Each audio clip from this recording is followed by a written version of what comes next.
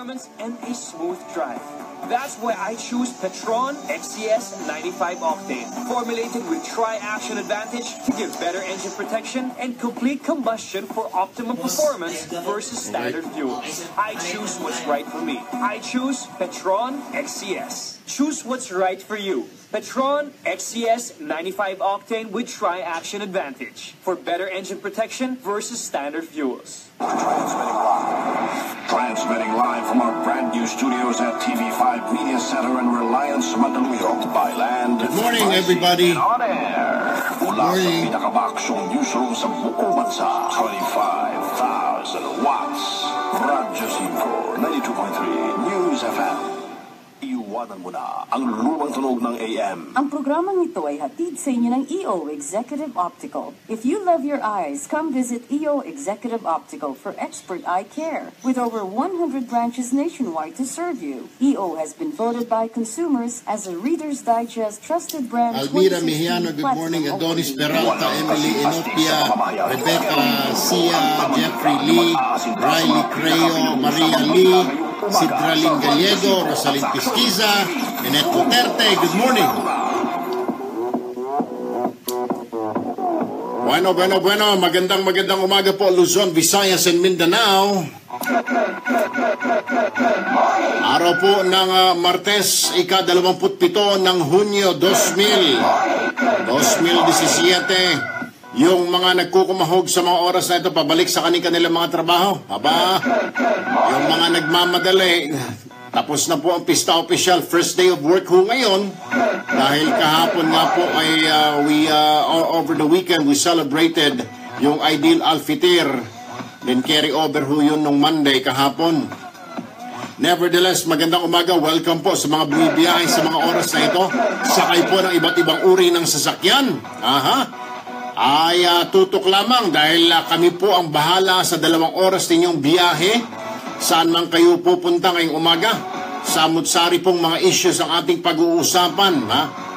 Baka may papulot din kayo mga aral dito sa ating mga pag-uusapan, mga kapatid. Alright?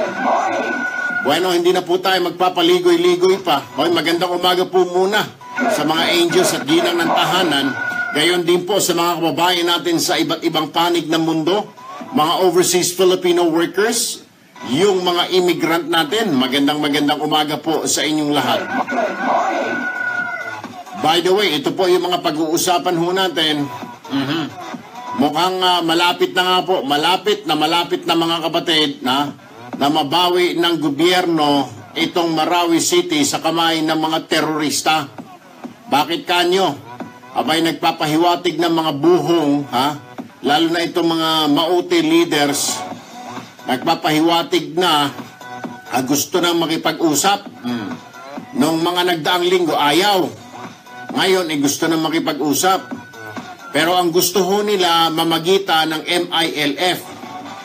Ay, wala hong problema. Ang problema, mga kapatid, ang gusto ng mga ogag na ito, ay palit ulo. Yung pare na hostage nila, at saka yung mga kasamahan nito, palit ulo doon sa magulang nila, sa tatay, nanay ng Maute Brothers. Na hawak ngayon ng gobyerno, na may kasong rebellion, na may kasong pagpupundo sa terorismo, ay hawak ngayon ng gobyerno. Ito ang gusto ng mga magkakapatid na Maute Brothers, pakawalan yung magulang nila para pakawalan daw nila yung pare at iba pang mga bihag. Kung hindi ba naman mga ogag talaga, sila pa ngayon ang parang may leverage, Sila pa ngayon ang parang may karapatang mag-demand, at utos-utusan ng gobyerno natin. Sus Mariosep naman. Sana ginawa nyo yan, 1 week pa lamang kayo nagwardi-wardi dyan. Tama talagang hinala ng iba. Tama rin ang desisyon ng gobyerno. Hulihin ang mga magulang ng mga buang na ito, hulihin ang mga kaanak. Well, dahil sabit naman talaga. Dahil sila yung mga financier. O ngayon, gusto ng mga loko-loko, iswap daw yung magulang nila, pakawalan yung magulang nila para pakawalan nila yung pare at yung mga iba pang mga sibilyan. Kung hindi ba naman talagang mga sandamukal na mga pulpul. Mamaya po ha, pero abay, be careful ho tayo rito mga kapatid. Huwag ho tayo mangyalam, pero makikibalita po tayo mamaya sa iba't ibang grupo. Of course, sa grupo po ng gobyerno, ano ang plano, pero abay, hindi naman po natin pwedeng pilitin kung ano ang estratehiya na gagawin ng gobyerno dito. Hindi ho natin pangungunahan sila. So sa mga oras na ito ay wala pa ho tayong alam. Pero mamaya sisikapin ho natin na kukuha tayo ng mata doon mismo sa loob, ha? Diyan mismo sa kampo ng mga maote kung ano na ang nangyayari, dahil balita rin ho, nag-aaway-away na mga luko-luko, ha? Nag-aaway yung Maote Brothers pati mga Abu Sayyaf. Buti nga sa inyo. Sila na raw nagpapatayan, yun ho ang balita ngayon. Dahil ala ng budget, dahil ala ng pera. Buti nga sa inyo, maubusan na kayong lahat dyan. Sus Maria Josep. Kung ako sa gobyerno, hindi ako papayag. Hindi ako papayag na makipag-usap sa mga buang na ito. Wala naman hong ginawang tama ho ito eh. Ginawa lang ito, mamugot ng ulo, lalo yung mga Abu Sayyaf, lalo na sila Isnilon Hapilon. Itong Maote Brothers, wala namang ginawa ito, kung di pumatay ng pumatay. Naalala ho ninyo yung 8 panadero nung mga kasagsagan pa lamang nung bakbakan, I think first few days, pinagbabaril nila yung panadero na wala namang kaalam-alam, papasok lang sa tindahan, sa bakery para magawa ng tinapay madaling araw. Nakita ng mga Maote Brothers na mga terorista, pinagbabaril. Kita mo naman katarantaduhan ito mga kapatid. Anyway, kung ako sa gobyerno, wag nang kausapin yung mga yan. Lekat. Wala naman hong saysay yung mga yan. Wala rin mga silbi. Mga salot po ng lipunan yan. Alright, yan po isa sa pag-uusapan natin. Isa pang pag-uusapan natin, umaalma po ang mga jeepney operators. Dahil itong sinasabi ng LTFRB, ipipace out na yung mga jeep. Hindi naman po ipipace out, kundi lalagyan lang, papagandahin lang daw. Mas gagawing komportable sa mga mananakay. Lalagyan ng mga aircon para hindi naman mainit. At saka yung upuan, medyo luwag-luwagan. Kontra po dito yung mga jeepney operators mga kapatid, dahil dagdag budget to sa bulsa nilito. Paglalagay ng aircon, ipapasara yung jeep, siyempre yung katawan ng jeep babaguhin ho, di ho ba? May pintuan na ngayon, etc. Dito ho, kontra. Maging ang ilang commuters hindi naman lahat, may ilan na dapat pag-isipan daw, kasi siyempre anong gagawin daw ng mga jeepney operators dito? Isisingil sa mga commuters yung mga aircon na yan. Yung pagpapagawa ng mga katawan, pagpaparemodel, naturalmente, ang sisingilin daw dyan ay yung commuter. So, kawawa na naman ang commuter. At sa Bembang Kalembang,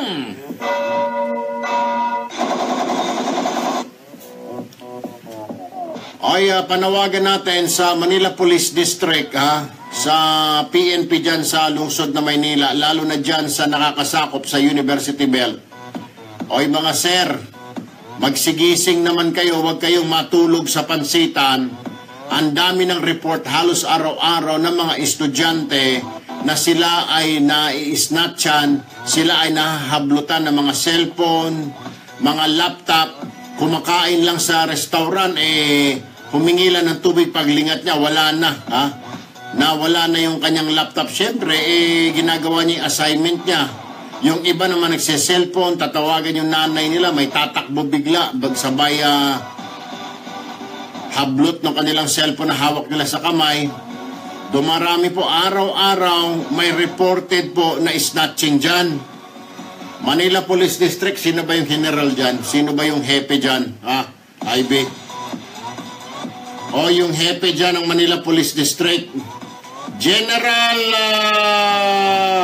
Coronel. Sir, good morning. Baka pwede mo namang pagsabihan, General, yung mga tauhan mo dyan sa Station 4. Yan po ang nakakasakop ng University Belt area. Gumising, Buksan ang mata, huwag patanga-tanga.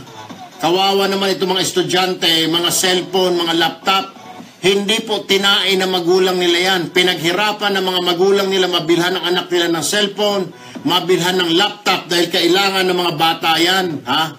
Ngayon, kung mawawala ng gano'n, naturalmente yung bata babalik sa magulang niya. Tay, nay, kailangan ko po ng bagong cellphone, na-snatch yung cellphone ko. Tay, nay, yung laptop ko, panggawa ko po ng assignment, na-snatch po. Oh.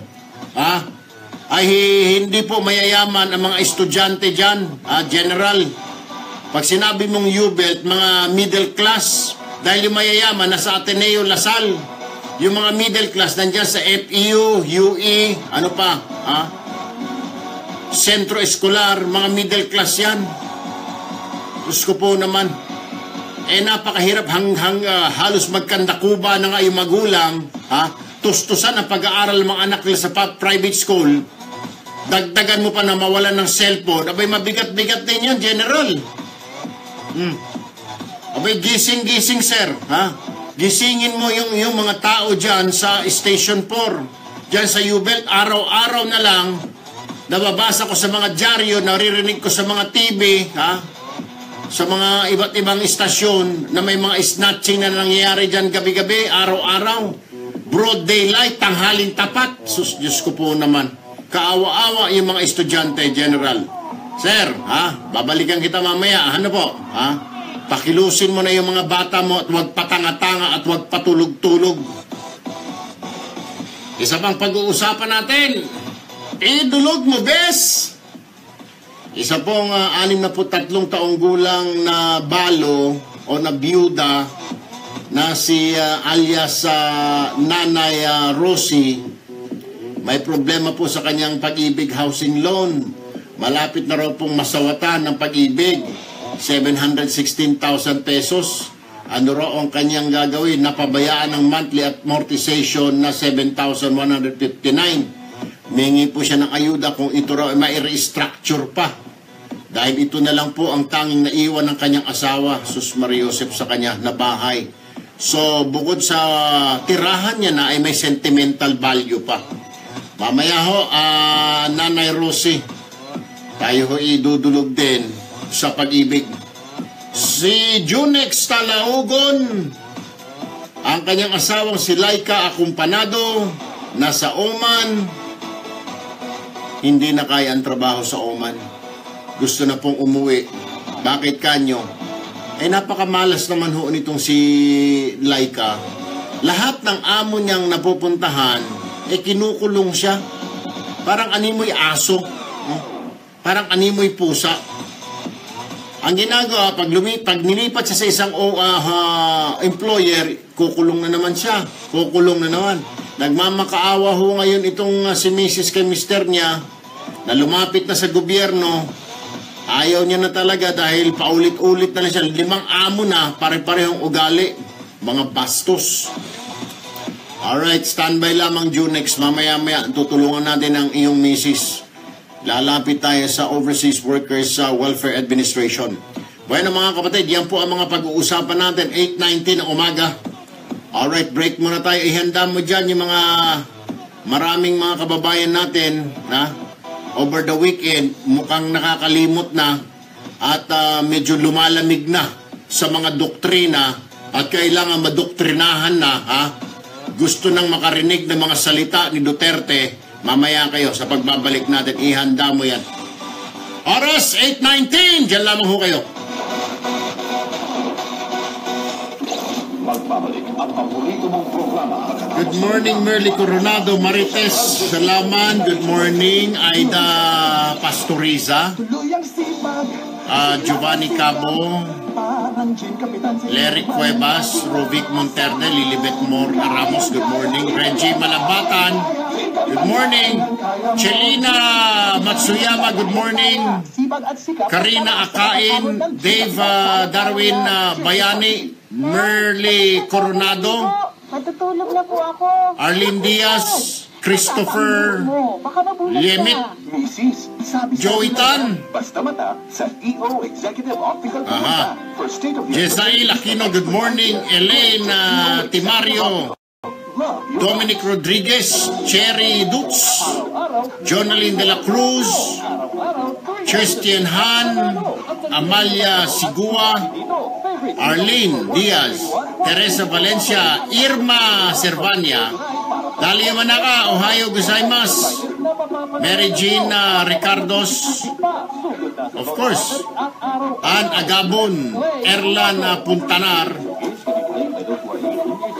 Engineer, ready mo yun tungkol sa maute, sa mga terorista na yan. Gusto madoktrinahan, bigyan natin ng doktrina. Giovanni Cabo Mirafuentes, Dedsky, Walda Flower, Joe Thomas, Jonalyn De La Cruz, Aloha Nakano, Maria Lee, Rodel Desamero, Lorenda Bautista, Paula Weldonks, good morning. Ann Agabon, Eugene Laumok, magandang umaga. Adi Villafana, Arlene Diaz ulit, Giselle Aquino, Lorenda Bautista, Karina Akain, Chris Coffee Sir Black. Piliin mong maging bukas, maging totoo, maging malaya, maging masaya. Pakita mo, ikanta Cheers! mo, isayaw mo, ipagmalaki mo, isigaw mo! Kung ano ang gusto mo, piliin mo kung ano ka. Dahil yan ang mahalaga. Piliin mong maging ikaw. Tanduay Select. Hindi mahalaga ang sasabihin ng iba. Ang mahalaga, pinili mo kung ano ka. Tanduay Select. Drink responsibly. Oras sa Radyo 5 ay hatid sa inyo ng Fungi Soap. Para iwas baho, iwas kati at iwas pimples, mag-Fungi na sabon. Mga besh, magpaganon na tayo.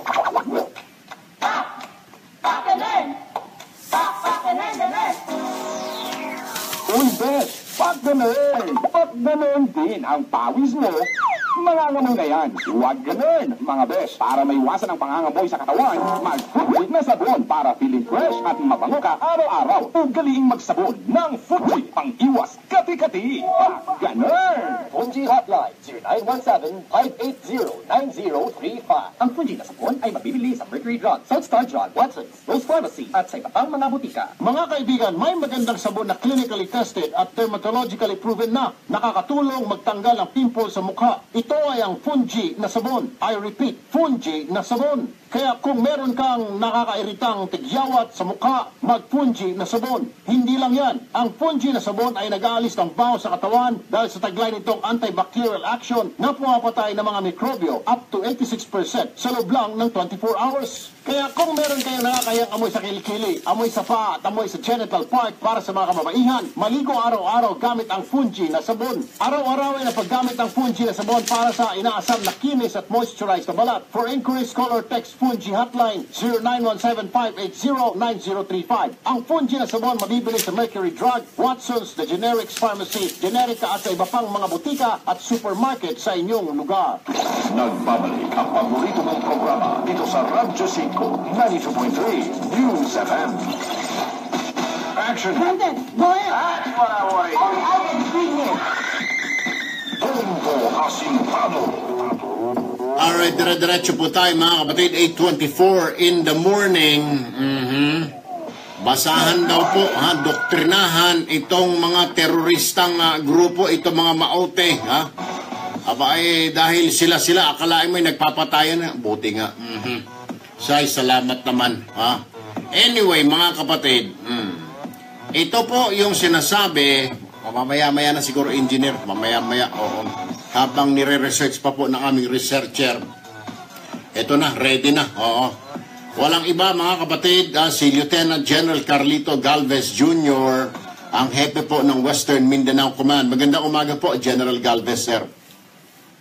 General Galvez, good morning.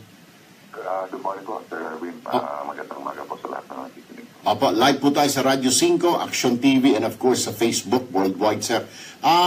Kumustahin lamang po namin, mukhang maganda po yata itong mga balita na sumambulat sa ating umaga. Terrorist leadership in Marawi crumbling, Maote Brothers, nagkakagulo na raw dyan sa mga TV, nag-aaway-away na.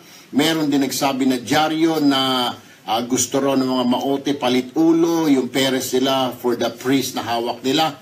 What is the story, sir? What's the score? Sa amin po, we are itching it. Maganda po naging kalabasan noong last week natin operations. And then nakita natin na we are itching in palit na po ng palit yung locality po nila. Opo. At marami na po na nakukuha tayo na mag-rescue ng mga hostages. Recently, nung 3 days ago, meron tayong 41 na nakuha. And then later, meron po tayong na-recover na pito na actually ginawa po nila parang guardia at saka binigita ng ID. And then, meron din po kaming balita na based sa mga makiat po doon na sinabi nila na mayroong tatlo na Maote group na gusto magtuloy. At ayaw na lumaban. They were executed by the group. Sir, so sa ngayon, is this also true, ito mga reports na nag-aaway-away, na yung leadership is crumbling, nag-aaway-away na sila, sir? Yun po, based sa mga information po natin na nakuha sa mga nakataka at saka yung nakapture po natin ng mga members ng Maote. May tatlo po tayo nakapture previously. And then yung isang transporter nila, yung taga-kuha ng bala at saka taga-kuha ng mga wounded nila nakuha rin po natin, nakapture po din natin. And then based on sa debriefing nila, it seems na mukhang nagkakaroon po ng leadership crisis po doon sa loob. Alright. Sir, isa pa hong katanungan kasi may mga lumalabas na ngayon na may mga information na nag-trickle in. Yung Maote Brothers po yata, what they're trying to say to the emissaries, na kung pwede, para yung kanilang magulang na hawak po ng gobyerno ngayon, palit ulo doon sa pare at iba pa ng mga hostages nila. Alam ko po, ang stand ng ating government is not to negotiate with terrorists. Pero this is a sensitive issue ho ito. So, paano ho ito, sir? What is going to happen? Are you really studying this? Sa akin po, ang ano ko lang po ito, hanggang operational ano po ako. And then, yung ganyang matters, hindi po yung kasama sa taklaw na aking opo. So, ang sa akin, we will just continue yung operation to clear yung Marawi City and also focus po kami na ma-rescue yung mga officers. Are we going to see the liberation of Marawi anytime soon or maybe before the SONA of the President, sir, in July? Sir, nakita namin na naghintay lang kami ng isang magandang po dito dahil kasi once na nag-crumble po itong yung major defenses nila, we see na maganda na po ito. Mag-accelerate na po yung operations natin. Sa ngayon, nakikita namin medyo humihina na po yung kanilang mga depensa. Alright. In fact, yung mga sumusunod na araw, previously hindi tayo nakakuha ng mga body count. Ngayon po, sunod-sunod po nakakuha po tayo ng body count. It means na hindi na po na nakukuha yung mga patay nila. Meaning, hindi na po ganoon ka-organize yung nasa loob. Nag-aaway, totoo ba, sir, na nag-aaway-aaway sila dahil wala na rin pera? I believe, yun ang isang tinitingnan po namin kasi may mga discussion sila na gusto na umalis yung ibang leadership, yung isa naman gusto nilang mag-stay. So, yun ang nakikita natin na dilema na kinakaharap nila ngayon. At nakikita natin na may mga tao na na-recruit ang Maote, especially yung mga galing sa makita na sa Katulu at sa ibang lugar. They did not expect na ganitong kahaba yung labanan. So, nakita natin yung pressure ongoing at siguro naman nakikita natin sa continuous na airstrike at saka yung ating theory, meron psychological effect yun sa mga Maote. Alright. So, di ba nagsanib puwersa yung Abu Sayyaf at saka Maote? So, is this also true na unti-unti na kumakalas ang Abu Sayyaf at ang naiiwan na lamang itong mga Maote? I think that magkaibaw po. Makaramihan po sa Maote ang umalis. Yung naiiwan na po halos is yung mga tausog na namin sa loob. Yung mga ibang namamonitor po namin sa debriefing ng mga newly with the hostages. Ito ang nakita po nila. Okay. Sir, panghuling katanungan na lamang, ano po, marami po nagsasabi na ito pong nangyari sa Marawi is a wake-up call po sa strategy ng AFP natin, ng PNP, especially on urban warfare.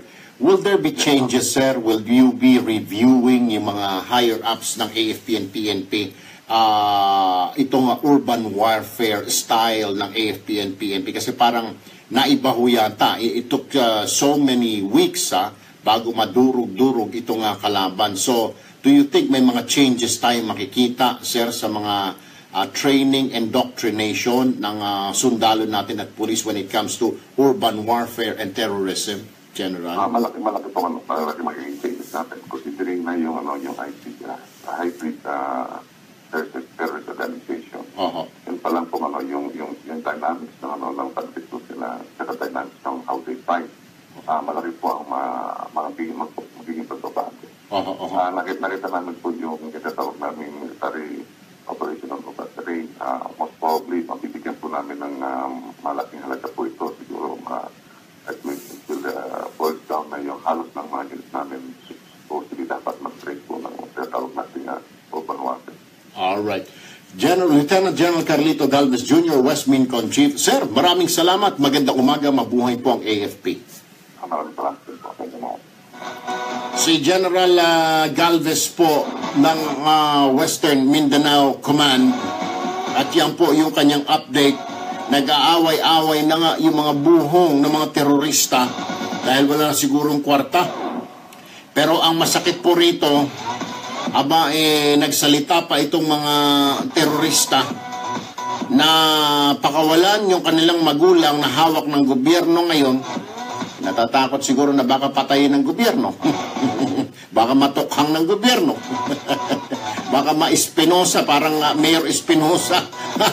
Kaya nakikiusap ang mga ogag. Napakawalan ang kanilang magulang. Bueno, kapalit nung si Father. Sus Maria Josep. Nasa linya po ng telepono si Bishop Edwin de la Peña, ang vicar ng Apostolic of Marawi. Magandang umaga po, Bishop de la Peña. Okay, good morning po. Live po tayo sa Radyo 5, live po tayo sa Action TV, and of course sa Facebook, Sir Worldwide. Bishop, ano po ang inyong reaction? I'm sure nakarating na po sa inyo ito. Ang gusto raw ng Maonte Brothers, para pakawalan nila yung pare, si Father, ito ay pakawalan ng gobyerno muna ang kanilang magulang na may mga rebellion charges, aiding and abetting to terrorism. So ang gusto po ng Maonte Brothers, pakawalan yung magulang namin, pakawalan namin si Padre, ito itong ilang mga kasamahan niya sa simbahan. Ano po ang reaksyon dito ninyo or na simbahan? Sa akin naman, that is the call of the government. Nasa gobyerno na yan, wala kaming pakialam diyan sa decision na yan. It's the government's call to agree or not to agree. Sa amin naman, ang simple lang namin na hangarin ay mapalaya sila para dito. Kung sa anong paraan man ay sa amin hindi sumakit sa aming isip na ganyan ang magkakaroon ng swap. Sapagkat alam namin na mabigat din naman ang hinaharap nilang mga kaso. So hayaan na lang natin. Ayaw kong pangunahan ng gobyerno. Correct. Kasi kanilang responsibility nila yan. Okay. Besides, Bishop, di ho ba ito ang isa sa mga hazards of the trade of being a priest, being a missionary? Exactly. Ganyan talaga. Part of it. Oo. Kasi mga sinaunang panahon, di ba, mga misyonero, pinapatay nga pag sila dumarating sa mga lugar, mga long time ago, na mga aborigines, pinapatay na mga, pag pumunta sila sa mga foreign na lugar, hindi tanggap yung Kristyanismo, pinagpapatay, nagiging martir ang mga pare at mga misyonero. Yes, totoo yan, Erwin. So Father Chito knows about this and he knows this the hazards of the trade and his family. At saka pinag-uusapan din namin yan sa mga meeting namin sa clergy na narito tayo sa lugar na walang katiyakan, no? So, that's part of it. Matagal na namin tinanggap yan, Erwin, ganyan talaga ang mangyayari. Pag mga ganyang lugar ma-assign po ang pare, kagaya po nito, mga Marawi, Magugulo, mga Basilan, mga Hulo, the priest or the individual, the clergy na ma-assign dito, he knows or she knows yung hazard po na baka hindi na siya makalabas doon ng buhay. They know that, right, Bishop? Totoo, Erwin. Saka, isa pa, yung mga pari na nandito ngayon, ay hindi lang sila basta in-assign. They ask for it. They want to be here. They voluntary yung kanilang go. Kasi obedience is not enough to sustain you sa ganitong sitwasyon. Kailangan makarinig ka ng a call within the call, o ika nga, na tinawag ka para sa ganitong trabaho, ganitong apostolate, no? Na mapanganib, no? Opo. Part of it, no? So, voluntary on their part yung mga na-assign sa mga ganitong lugar.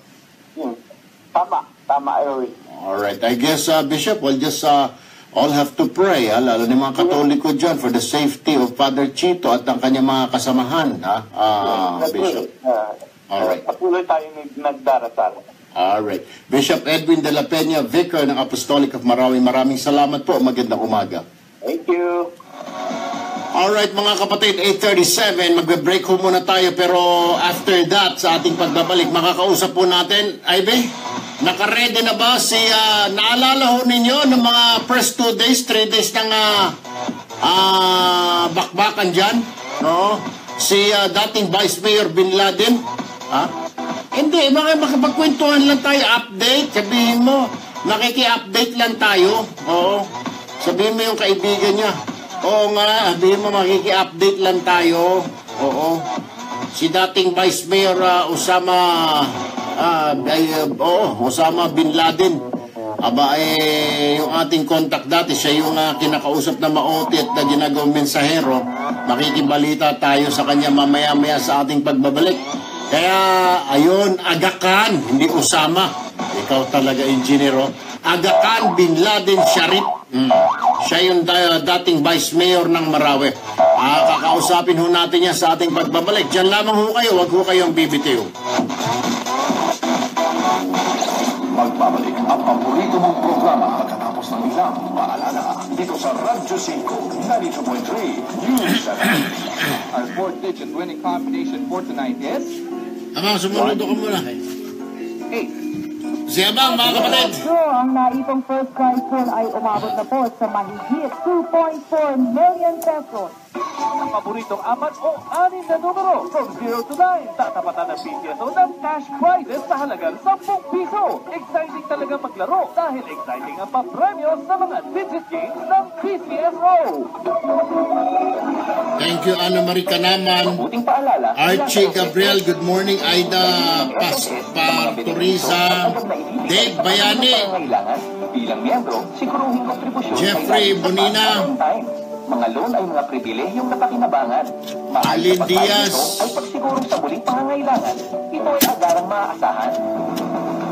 Mabuting paalala po muli. Christian Han, Dominic Rodriguez, Emiliana Refamonte, hindi naabala. Mercury Drug Karina Akain, 72nd anniversary on Kaji. March 1, 2017. More than 1,000 stores naman ito, Kaji, ICC sa US Back Group. Saan mo naman napulot yan? Ina Balisa, good morning. Thank you. Royab, Kane Lee, Aid Mubarak, Robic, Arlene Ems, Jeffrey, good morning. Ay, good morning. Kape. Hi, Mateo Guicelli here. Robic, Diosa Barbaros. Dave. Running races and singing, just like my fuel. Wala, Dave. Walang budget. Eugene Lobo. Pokoy Kicks, Pramix.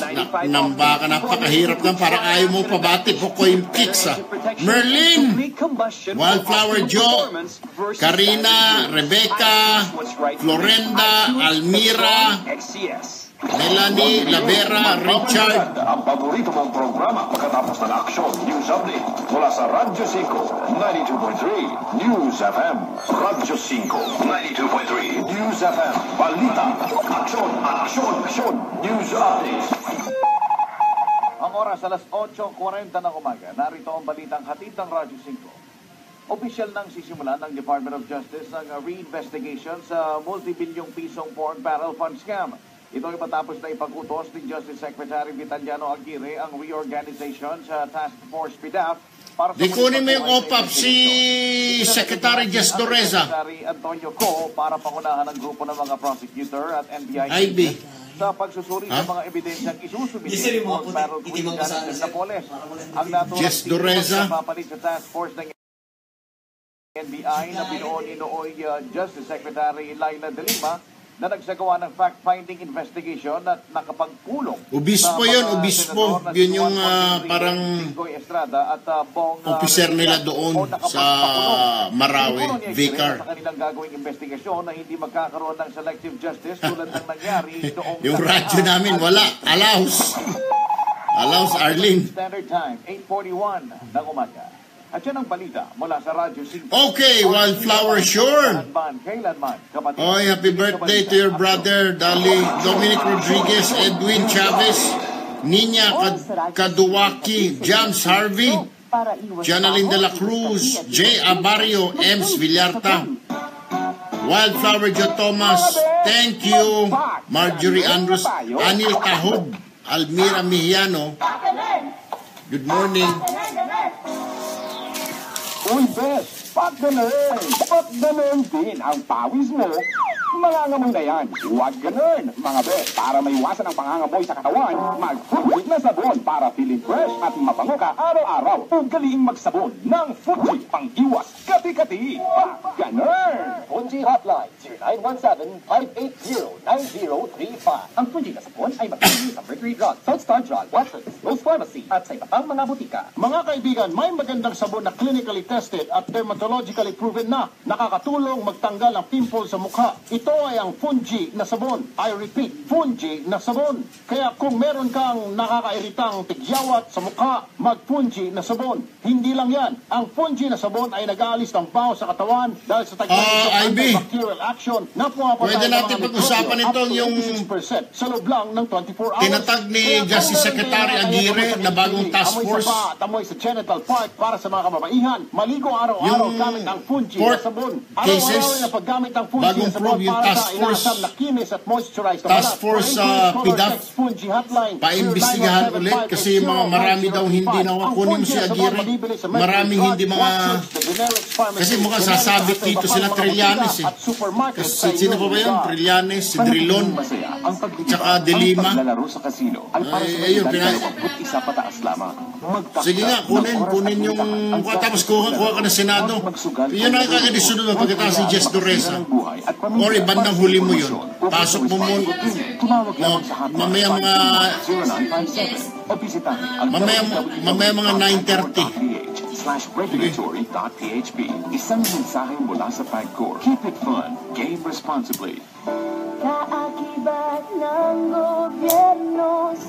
Mamaya mga kapatid, pag-uusapan din natin itong pagtatatag ni Secretary Vitaliano Aguirre ng bagong task force PDAF.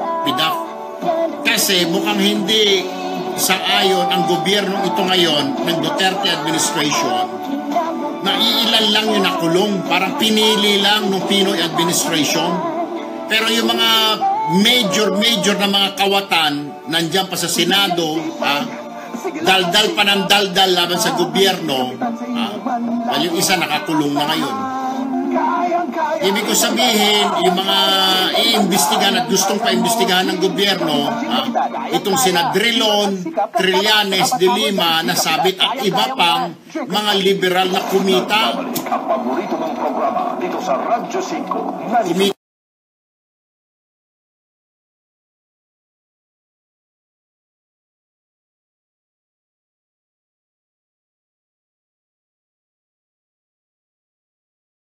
Sa PDAF. News FM. Action.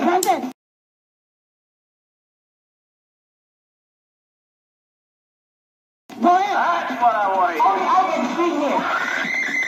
Punto Asintado. Alright, oras po natin, 8:45 ng umaga, 15 minutes to go before 9 a.m. Tinatawagan po natin si Secretary Jesus Jess Dureza, ang Peace Process Secretary, Office of the President for Peace Process, okay?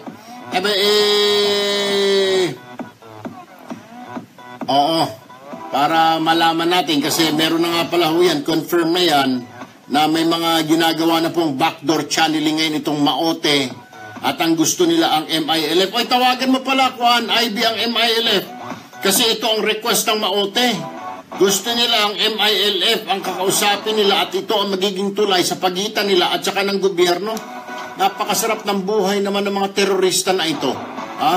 Nakakapag-demand, palit ulo doon sa magulang nila, pakawalan yung magulang nila ng mga luko-luko rin. MILF ang magugusto nila maging negosyador. Diyos ko po naman, Panginoon ko. Ay, kung ako ang gobyerno, wag na akong pumayag rito. Para naman kasi, baka gayahin ito ng iba, ganun din ang gagawin. Ay, nako po, Panginoon ko.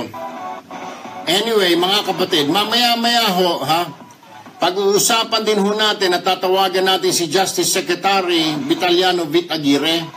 Bakit kanyo? Si Secretary Aguirre po, I think over the weekend, itinatag niya po itong isang task force PDAF. Ito po yung mag-iimbestiga muli at bubuksan yung kaso ng Priority Development Assistance Fund. Kasi mukhang nadismaya ang gobyerno po na ito. Bakit? 3 senador lang ang nakakulong. Bakit 3 senador lang ang nakulong? When in fact, napakaraming mga senador at congressman ang nakinabang dyan noong panahon ni Pinoy. Nakinabang dyan at naging milyonaryo. Pero kung papansinin nyo, wala ni isa sa mga kaalyado ni Pinoy ang nakakulong. Oy, teka muna, nasa linya na ng telepono po. Si Muhajer Iqbal, ang MILF, Chief Negotiator. Magandang umaga po, Sir Muhajer Iqbal. Magandang umaga rin po. Apo, si Erwin Tulfo po ito, live tayo sa Radyo 5, sa Action TV5, and of course sa Facebook. Sir, base po sa mga impormasyon na aking nakalap, itong Maote, willing na rin po makipag-usap sa gobyerno, pero ang gusto nila, ang MILF ang mamagitan at hindi nila rektang gustong makausap ang gobyerno, kundi dadaan po at ang MILF ang nasa gitna. Papayag po ba ang liderato? Ano po ang assessment nyo rito? Ito po ba pag-uusapan ninyo? Ito ba i-clear pa ninyo sa gobyerno or what? O natap na kayo ng gobyerno para go ahead at makipag-usap dyan sa Maote na yan? Sa totoo po, this is the first time na narinig ko po yung usapan na ganyan. Gustong ang multi-group na makipag-usap through negotiation sa pamagitan ng MILF. This is the first time that I ever heard of that kind of information. And hindi ho pinag-usapan pa ng MILF yung tungkol sa bagay na yan. Okay. Pero sir, si Presidente kasi di ba nag-alok kayo dati na gusto niyong tumulong. At first, sabi ni Presidente, hindi. Pero later on, I think a few weeks ago, he said, okay, any help will do. Galing sa MILF at MNLF, matigil lamang itong mga terorista at mapalaya sa Marawi. So ngayon, sir, ay paano pag ito po ay nag-push through? Paano po ito? Tutulong ba kayo? Or hayaan hindi kayo makikialam at makikisaw-saw dyan kung request ito na Maote sa gobyerno at pumayag naman ang gobyerno? Well, sa totoo po, kailanman po, we never offered the government or to President Duterte that we would ever take the role of negotiating with the multi-group. What we have discussed and agreed with the President during our meeting in Davao City on May 29 was for the MILF to offer a humanitarian assistance to the trapped civilians inside Marawi City and to create a pathway for humanitarian assistance to the evacuation Marawi City. But as to what we call the negotiating with the multi-group, we never had that in mind. So far no, sir. Correction po. It was the Maote, according to some reports, na who wants daw na the MILF will be there, and the MILF po ang mamagitan sa pagitan nila at saka ng gobyerno, because they don't want to talk directly to the government. Yun po ang lumalabas ngayon, at ito po ang gusto ng Maote. Papayag po ba kayo dito sa kagustuhan ng Maote na ito na kayo ang mamagitan para sila po ay umatras na raw? Well, so far, wala akong information na dumating sa amin, at least on my side. Oh, all right. I'm not speaking for the Center Committee, I'm not speaking for Chairman Murat. As far as I am concerned, we never had any information about that, except that you are mentioning it right now. That and the MILF so far did not discuss any possibility of involving in such a negotiation if ever it takes place. All right, I understand, sir. So, wala pa talagang formal na communication or information nakakarating sa inyo na kayo ay gustong itap nitong Maote leadership? Wala pong information na ganyan. And so far, the decision of the MILF is really to involve itself in humanitarian assistance. Humanitarian assistance lang? Humanitarian lang po talaga. In fact, nung mag-usap kami sa Presidente, through Chairman Murat, the two parties agreed to create that peace corridor under the senior supervision of the peace panels of government and MILF. And that peace corridor is really working very hard on the ground to help the trapped civilians inside Marawi City and the flow of supplies to the evacuation in Marawi City and other areas in Nanarisu. All right. Okay, very well. Maraming salamat po, Sir Mohagir Iqbal, Chief Negotiator ng MILF. Good morning po. Maraming salamat din po at good morning. Alright mga kapatid, so wala pa pong nakakarating na information sa MILF, pero may mga balita na po kasi na dahil nga lumiliit na ang puwersa, nag-aaway-aaway na, gusto na umatras ng MILF pero ng Maote, pero itong Maote gusto na pag-atras nila, kasama nila yung magulang nila na hawak naman ng gobyerno ngayon. Buti nga sa inyo. Siguro naisip-isip itong Maote brothers na ito, baka yung kanilang magulang ay matukhang. Buti nga sa inyo. Sinabi nga ng gobyerno, sinabi nga ng Manong Digong, I will be harsh. I will be harsh. Anyway, mga kapatid, sinusubukan po natin tawagan si Secretary Jess Doresa, pero mukhang meron pong early speaking engagement. So, dire-diretso po tayo at 8:52 in the morning. Yan nabanggit ho natin kanina. Hanapin mo na IB siguro. Yung Bembang Kalembang. Alright. Pag-uusapan ho natin, ito ang si Justice Secretary Vitaliano Vitaguirre ay paimbestigahan muli at bubuksan muli itong kaso ng PDAF. Dahil dismayado po ang gobyerno. Bakit? Sa dinami-dami ng binanggit ni Napoles, abay 3 senador lang mambabatas na kulong at pawang mga kalaban pa. Iho ba? Tignan ho ninyo, nakapagtataka. Bakit? Puro kalaban. Wala kang makikita na Liberal Party doon. May mga binanggit naman po ng Liberal Party. May mga binanggit na mga secretary doon ng Secretary ng Agriculture, Secretary ng Department of Budget and Management, mga tao ni Pinoy, hindi nakulong. Ay kaya malaki pong question mark ngayon sa gobyerno, bakit walang nakulong ni isang liberal? Bakit ang mga nakulong, Diyos ko po, mga oposisyon ang nakulong? Senador Bong Revilla, Senador Jingo Estrada, Senador Juan Ponce Enrile, sila yung mga nakulong. Pero yung mga nasa listahan, ni isa, wala. Ngayon, dito kaya gustong pabuksan ito ngayon ng gobyerno, dahil nandoon din sa listahan pala ang mga pangalan ni na Senador Trillanes, Senador De Lima, Senador Drilon, Secretary Butch Abad, ito po yung budget secretary, pero wala pong kaso. Ay naku, Diyos ko po naman. Kaya ito po yung gusto pabuksan ng gobyerno ngayon, paimbestigahan. Bakit hindi kasama ito sa kinasuhan ng DOJ? Ang DOJ noon si De Lima. Alam ko na ho, common sense will tell us na nagkuntsabahan. Siyempre si De Lima, gusto niyang tumakbong senador under sa liberal. Di natural, i-clear na yung mga kasama niya. Anyway, mga kapatid, ito po yung pag-uusapan natin mamaya-maya. Kukontakin lang ho natin si si Secretary Vitaliano Aguirre para hingin po ang kanyang opinion dito dahil lumalabas daw sa mga dokumento na hawak niya, sa mga report na sinasabi nga ay sabit talaga itong si Trillanes, De Lima, Drilon at dating Budget Secretary Butch Abad dito sa PDAP scandal. Hindi lang po yung 3 senador. Kasi kung talagang marami pa pong sasabi dyan, karamihan po yung nakulong. Bukod sa 3 senador, yung mga mabababang pwesto, mga nasibak na nakasuhan, mga asik-asik ng Department of Agriculture, asik ng DBM, pero wala na, bukod doon sa 3 senador, wala na ni isang liberal ang sumabit dito. Tapos sasabihin na tuwid na daan. Tuwid na daan mo mukha mo.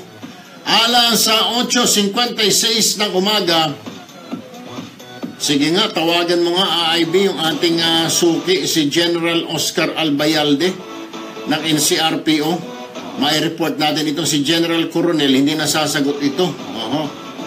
Dahil akala siguro mapapagalitan siya. Hindi naman mapapagalitan na Chief Superintendent Coronel. Ika'y kakausapin lamang namin para makausap mo yung mga tao mo dyan sa may University Belt dahil araw-araw na nai-snatchan ang mga estudyante, General. Oy, trabaho, sir, trabaho. Hindi ka nilagay dyan para magpakaangkaang at magpaupo-upo, magpalamig-lamig sa aircon, magpangisi-ngisi sa harap ng kamera. Inilagay ka dyan para mapatakbo at maayos ang lungsod ng Maynila laban sa mga kriminal, para gumanda ang peace and order dyan sa lungsod ng Maynila. And when you say peace and order, General Coronel, makinig ka, it means kasama pati mga snatching, pati mga akyat bahay, etc., pati yung mga petty crime kasama. Maliit ho na kaso itong snatching, General Coronel, pero para sa estudyante, malaking kaso na po ito. Do you know that? Ako po yung naging estudyante. Ewan ko ikaw kung naging kaso. Bagay, baka sa PMA ka nag-college, kaya hindi mo ramdam. Ako, dyan ho ako nag-college sa University Belt. Ito mga estudyante nito, naturalmente, maglalakad, magte-text sa magulang nila, pauwi na ako, o pa, ano po bang ulam? Or ano bang assignment? Te-text nila o tatawagan nila yung kaklase na ano bang assignment? O yung iba, may kakain, dala-dala yung laptop, gagawa ng assignment habang kumakain, in between classes. Pagkatapos darating yung mga magdanak, ay ito na. Yung ating suki at ating paborito, walang iba kundi si Director Oscar Albayalde ng PNP National Capital Region. Magandang umaga po, General Albayalde, sir. Yes, magandang umaga din po sa inyo. Erwin po ito, sir. Live po tayo sa Radyo 5, Action TV5, and of course sa Facebook. Sir, ilalapit ko lang po kasi hindi nasagot si General Coronel, baka busy lang po. Ilalapit ko lang, ito pong problema natin sa University Belt, General Albayalde, sir. Marami na po ako natatanggap na reklamo sa aking tanggapan, mga magulang, at maging pong mga report ng ilang mga media organization na halos araw-araw na pong snatching dyan sa University Belt at nabibiktima itong mga kawawang estudyante natin na dudukutan ng cellphone, nakukulimbat yung kanilang mga laptop habang sila kumakain, gumagawa ng assignment. Ito po ay araw-araw na lamang po na occurrence ngayon, General, dyan sa University Belt. Ano po kaya magandang gawin dito, sir? Unang-una po, maraming salamat at pinigay sa amin yan, informasyon na yan. Magpapadagdag po tayo ng augmentation natin ng RPSP siguro. Nag-busy po itong Manila Police District dyan dahil po sa Ramadan natin. mag-augment na lang po tayo ng RPSP siguro para patrolingin yung university girls na yan. Opo, yun lang naman po. I mean, other than that, mga hold-upan, kasi nung college po ako, talaga matindi, pati hold-upan. Ngayon po, kahit sa petty crimes, snatching, pero mabigat din po para sa estudyante. Hindi naman po mga milyonaryo nag-aaral niya, kundi mga middle class children. So, malaking bagay. Pag nawalan po sila ng cellphone o laptop, mahihirapang mabilhan muli sila ng kanilang magulang, General. Opo, tama po yan. Okay lang po sana kung talagang ini-snatch yung cellphone. Yung iba po kasi parang sinasaktan pa, no? Opo. Parang sinasaksak pa yung iba, yung sinabaril pa. Kaya po yung mga estudyante natin ay nagkakatrauma. Para maiwasan po siguro yan.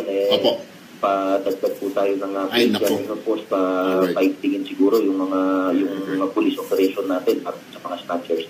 Nako, sobrang daming salamat po. Wala pa man, Director Oscar Albayalde, at tama po ang aming tinawagan. Maraming salamat po, General Albayalde. Mabuhay po kayo at magandang umaga po sa inyo. Makakaasa po kayo. Mamaya po, meron mga nakatalagang RPSP dyan. Thank you, sir. Thank you, sir. Good morning. Maraming salamat po. Magandang umaga. Iyan. Alam mo kung ganyan lagi ay mga opisyal natin, engineer sa PNP, ay siguro baka mababa ang kriminalidad. Ay siguro nakangisi ang mga tao. Pero kung mga tulad nung si General Coronel ay tayo sagutin, talagang magkaka-wrinkles ka. Sasakit ang ulo mo. 9:01 ng umaga. Oy, happy listening kay Marlo Andres ng Taxi Squad, Lagi kang nakikinig pala. Thank you. Thank you din po sa lahat ng mga Taxi Squad members natin sa inyong mga report, sa inyong mga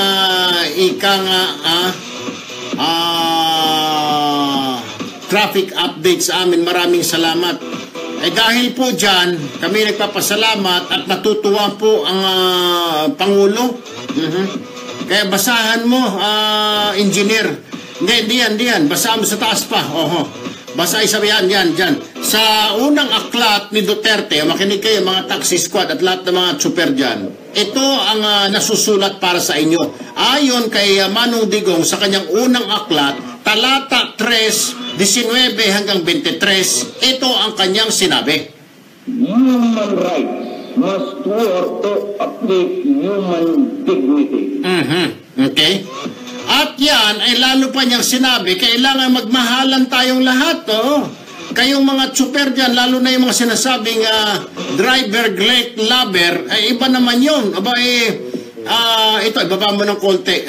Ito yung sinasabi niya, hindi yun ang ibig niyang sabihin na driver, sweet lover, dahil pag yan ay sinunod mo, ito yung sinasabi ng Pangulo, ito ang mangyayari ayon sa kanyang ikatlong aklat, 3:25, basa. Alam mo na yung pinit ng they call it chok-chak.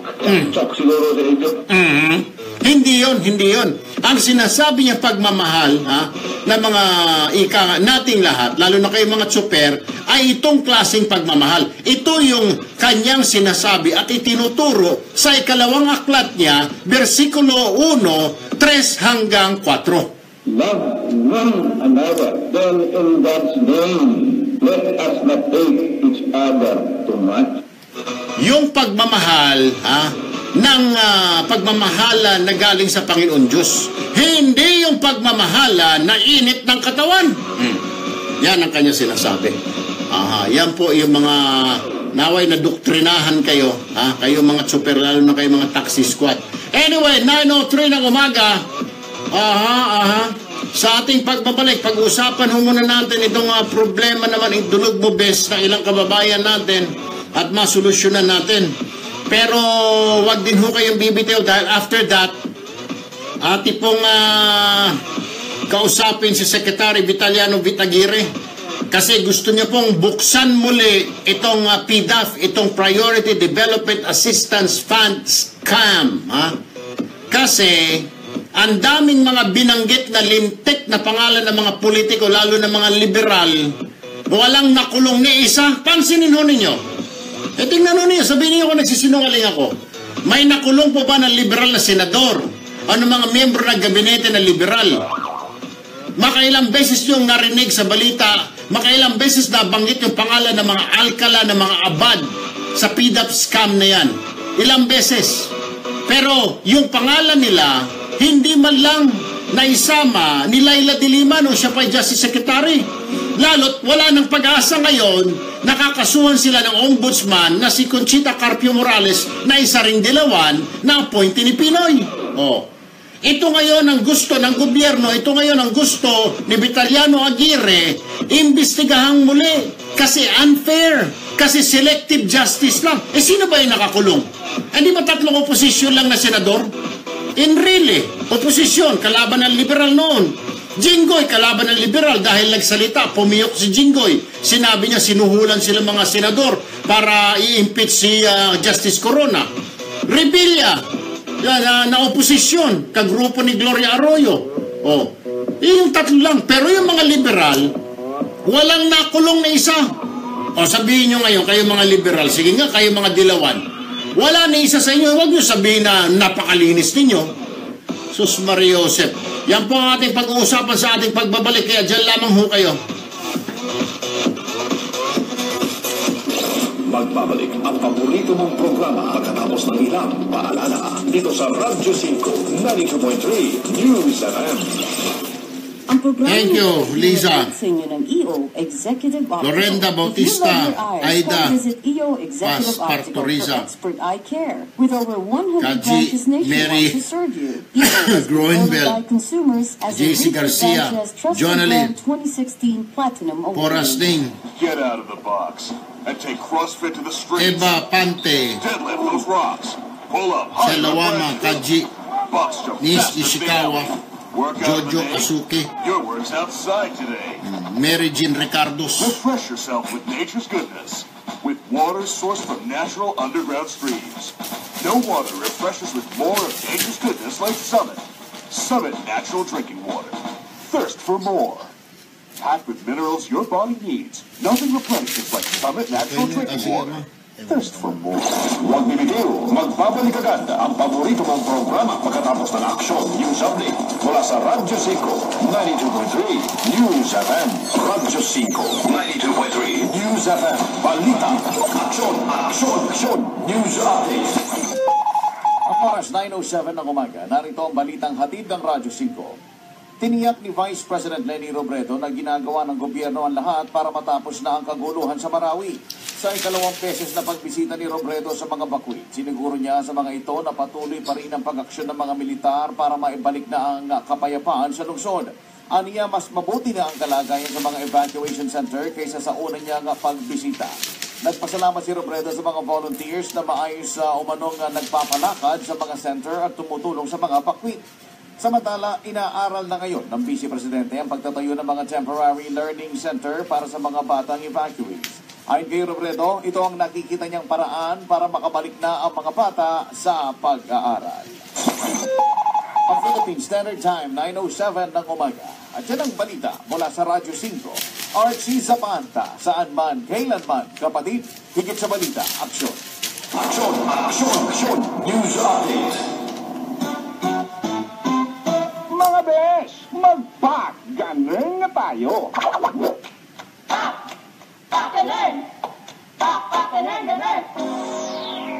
Uy, besh, pag-ganon din ang pawis mo. Mangangamoy na yan. Huwag ganun, mga besh. Para maiwasan ang pangangamoy sa katawan, mag-fruit na sabon para feeling fresh at mabango ka araw-araw. Ugaliing magsabon. Ay, tama ka, Mika Lex. Ganun!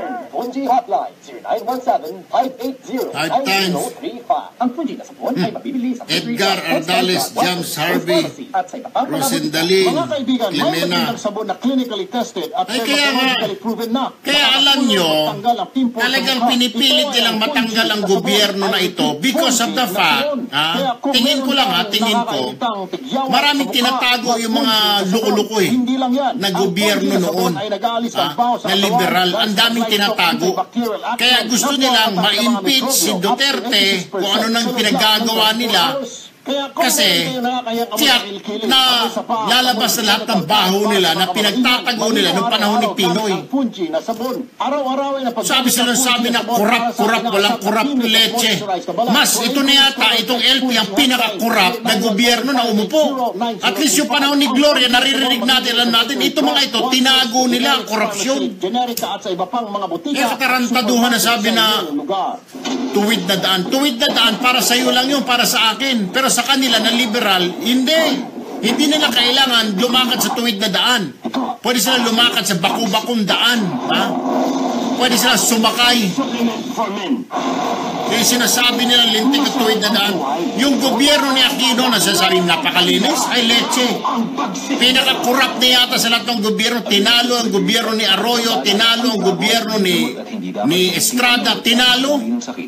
At least yung mga nakarang administrasyon nila, Arroyo, Estrada, naririnig, na-expose. Yung kay Pinoy, tinago. Kaya ngayon, nagpupumilit yung mga ogag, matanggal si Duterte kasi isa-isa itong lalabas, isa-isa itong mauungkat, yung kanilang pagnanakaw.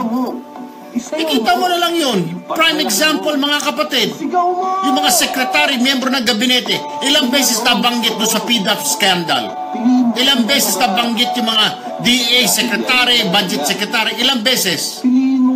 Oh, pero hindi man lang nakulong, hindi man lang kasama sa kaso, hindi na nagrehihimas sa rehas.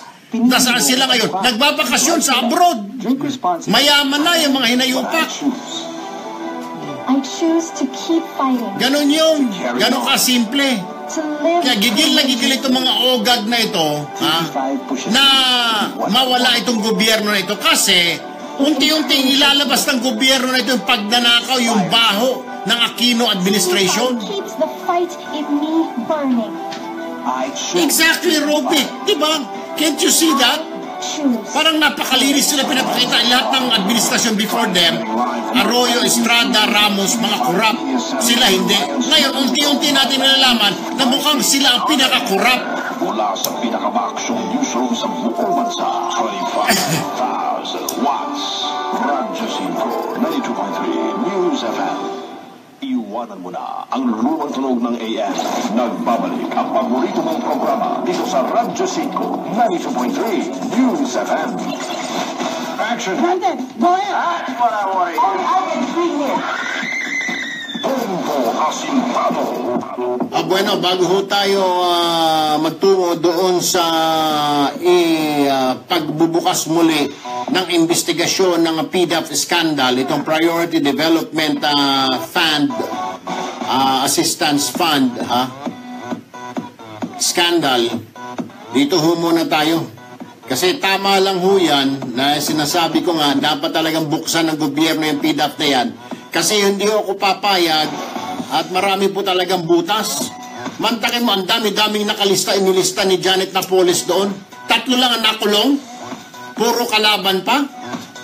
Diyos ko po naman, Pineapple Bayan. O teka muna, dito naman ho tayo.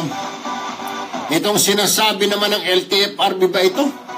Na i-phase out na rin yung mga jeep na luma na palitan ng mga, hindi naman daw totally palitan, kundi baguhin daw, lagyan ng mga aircon, ng mga kung ano-ano mga katoryahan, kaiklatan.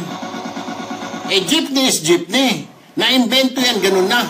Gagawin daw aircon para malamig, para hindi siksikan. Hindi na jeepney ang tawag mo doon.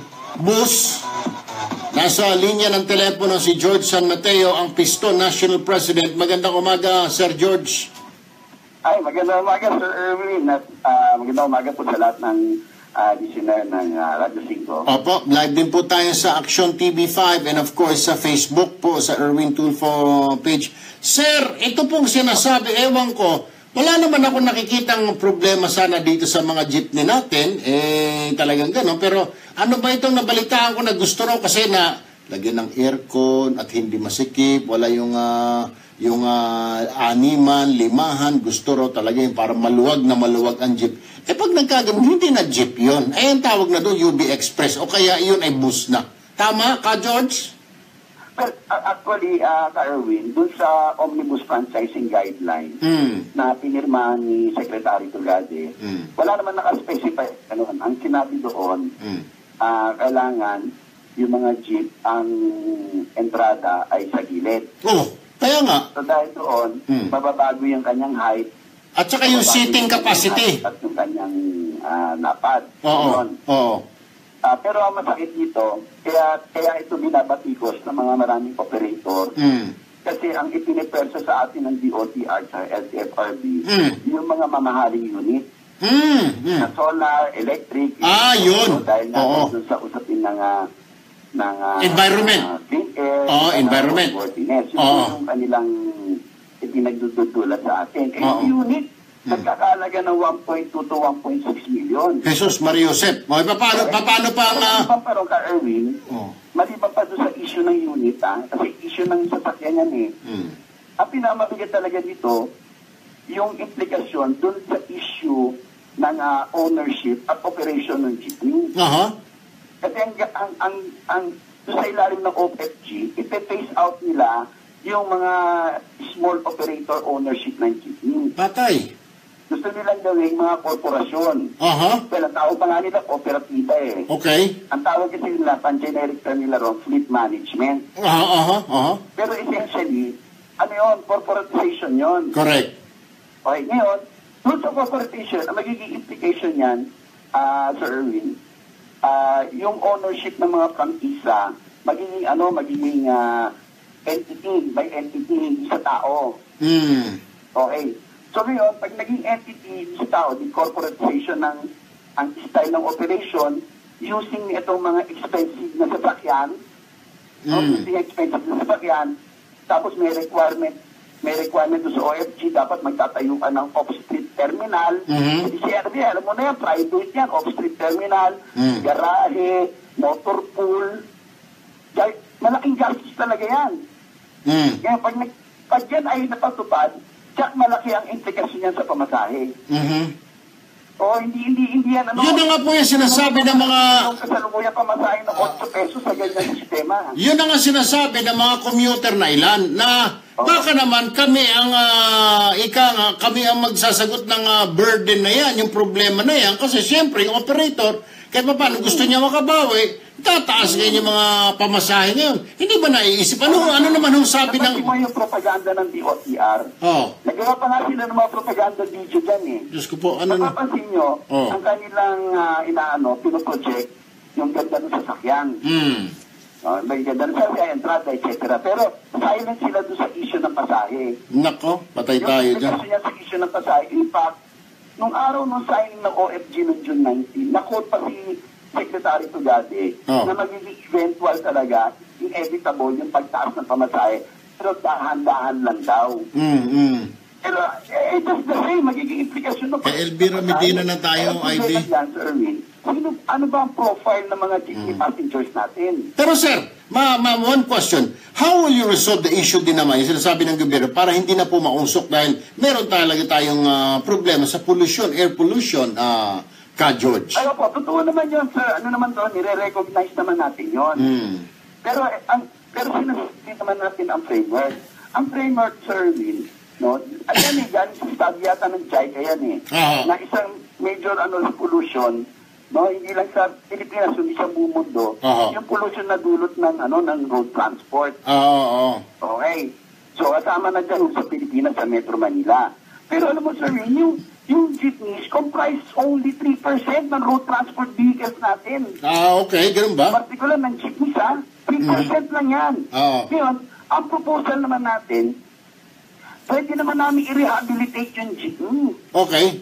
Para ma-meet yung requirements for mapanatili yung kanyang roadworthiness at alam mo yung roadworthiness, pinanindigan ko roadworthy yan, iba pa yung sa pinagsinan. Kasi, bakit hindi yan roadworthy? Pero yan ang mga sasakyan na kaya lumusong sa mga baha. Alright. At kaya umakit sa mga interior, mga mapuputik na mga interior villages na hindi na kayang pasukin ng ibang sasakyan. Ngayon, sa usapin ng hangin, yan ay meron ako nabasa yung catalytic converter. Catalytic converter, opo. O catalytic converter. Sapat na yung catalytic converter, para ma-menos niya yung ma-address yung problema ng usok ng jeep, na diesel. Kung napansin nyo, walang sinasabi dyan yung DOTR, hindi na pinopromote yun sa usapin.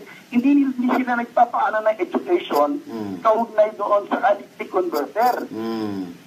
Ngayon, bakit? Ngayon, anduda namin, bakit? Kasi pinopromote nga nila para mabenta itong mga mamahalin ng mga Egypt, mga solar, at yung mga Euro 4. So what you're saying, sir, hindi kaya na... Nag-aalaga ng 1.2 to 1.6 million, tapos dahil iti-treat ka, ipapailalim ka sa fleet, may minimum na unit yan, sinabi na nga nila, 10 units. Magkano ba, sir, makasingit lang. Makasingit lang ka, George. Magkano ba ang isang jeepney, ordinaryong jeep, magkano? Ay, yung maganda na, pogi-pogi na, meron ka sa 400,000. Malayo nga naman, 1.2 to 400,000. Tapos, sir, dito, yung profile ng mga jeepney passengers natin. Ang jeepney passengers po natin, hindi po yung Uber riding. Ano yan, mga manggagawa, minimum wage earner. Exactly. Sa mga magsasakaya na isinasakay pa nga yung mga produktong agricultural nila. Mga batang pasit. Pero mo, isisigit pa nila itong bracket ng mga Ayala, yung big card. Pero mo yung big card. You have to buy the card. Yung card worth 20 pesos. Okay, yung tulad tawagan na si Elvira Medina. Ngayon, di ba, sa LRT. You have to pay 20 pesos for the card. I understand, I know. Hindi lang 20 yun. Magbibili mo yung 100. Kasi preloaded, may preloaded yun na 80 pesos. Alright. Ka-George, sa Metro Manila, out of 15 million population, 9 million ang jeepney riding. Okay, understand, Ka-George. Okay, medyo magbe-break lang ho kami, Ka-George. Sabay magandang usapin ho ito. Siguro, within the week po, dahil tatawagan natin at kukumbidahin din natin ang DOTR para magharap-harap po tayo pag-usapan itong issue na ito, Ka-George. Kasi ako man po, ako naman ho, naawa din ho sa kalagayan ng mga maliliit na operator. Ito ba yung maliit na negosyo lamang ng ilang mga kababayan natin. Pero at the same time, kasi kailangan ng pag-usapan. Kasi sinasabi ng ilan, kailangan pag-usapan na yung mga issue na ito. Ano po? Alright, maraming salamat po ka George San Mateo, Piston National President. Good morning. Hindi yan, IB. Isa commuter. IB talaga, oo. Alright, nasa linya rin ng ating telepono si Zenny Marana ng FEDUDAP president naman, isang grupo naman ito, magkaiba po ito, yung isa Piston kanina, ngayon FEDUDAP. Magandang umaga ka Zenny at long time no hear. Long time no hear dito ka Erwin. Ano ba ito, ang gobyerno gustong ayusin na itong problema ng mga jeepney natin dahil mga mausok nga at may sobrang sikip naman. Gusto ng gobyerno baguhin ang entrada, yung upuan, medyo maluwag, may mga aircon pa yata yung ibang gusto yata. Kayo, ano naman sa grupo ng FEDUDAP, ito ba katanggap-tanggap o hindi? Kasi sa Piston, nagagalit ho sila. Alam mo sa alamanin po ng FEDUDAP sa Erwin, kami po ay kumukonforme dyan sa tinatawag na modernization. Ito naman ay hindi ng damang ng ating samahan dahil mahina. Gusto lang ng kapritsyo. Hindi dahil dito sa tinatawag natin yung pollution natin, di ba? Pollution natin ang nagiging source dito na magbe-break muna tayo bago tayo kay Secretary Aguirre. Break muna. Ang makina ng aming mga sasakyan ang siyang nagiging dahilan ng ng pollution natin na nagiging sakit ng unang-una na nakakatanggap ng sakit na ito ay ang ating mga super. Tapos ang ating mga mamamayan. So kayo, yung grupo ninyo, payag kayo na may modernization, pero yung sabi ng kabilang grupo, mahal yan, 1.2 million. Saan kami kukuha? Mga jeep ngayon is 400,000, magandang-maganda na. So, malayo nga naman. Ano pong reaction dyan, ma'am? Hindi po ako naniniwala na 400,000 lang ang isang jeep kung ito ay magpapagawa ng bago ngayon at papalitan mo ng Euro 4 na makina. Po ninyo. Kasi ang halaga po ngayon, nakapagtanong na naman po kami, kung saan po kami naghahanap niya pagkatan naging problema ng mga nakaraang taon. Since Pinoy administration pa lamang ay hinahanap na namin yan, ang natuklasan namin, ang halaga ng isang Euro 4 ay pumapatak na po kagad ng 400 to 500 na halaga ng isang makina. Kaya kung sasabihin yung kasama ang unit na makikita naman ninyo, alam ko na uunawaan ako sa panig namin ng PEDUDAP, yung mga miyembro ko na uunawaan nila yung sinasabi ko, na totoo namang hindi nakaaya-aya itong mga sasakyan namin, hindi lang sa makina, kundi pati sa itsura na pinabayaan. Ito naman ay kasalanan ng isang mga operator, hindi nagpapaayos ang kanilang mga sasakyan. Hinayaan nilang nakalabit yung mga ilaw, bulok na yung mga sidings, yung mga upuan, tatakta na yung ating mga operator. Samantalang doon na tayo, Ivy, rekta mo na sa kwan. Last 6 minutes bago mag-break yung idulog mo, bes. Ang unang dapat mong gawin ay ayusan ng sinasakyan ng ating mga mananakay. Okay. Ngayon, napunta po kami sa modernization, yung salitang modernization, pagkat nung pamantin ng mga GMA administration, hanggang saan tumating po itong Pinoy na pinag-usapan ng nga po ito. Ang gusto po talaga nila, tanggalin lahat yung mga lumang, uunahin po, Erwin, ang uunahin po, dahan-dahan lang po yan, uunahin po yung talagang lumang sasakyan na. Luma ng dahan, luma pa ang makina, na talagang umuusot naman ang ating makikita.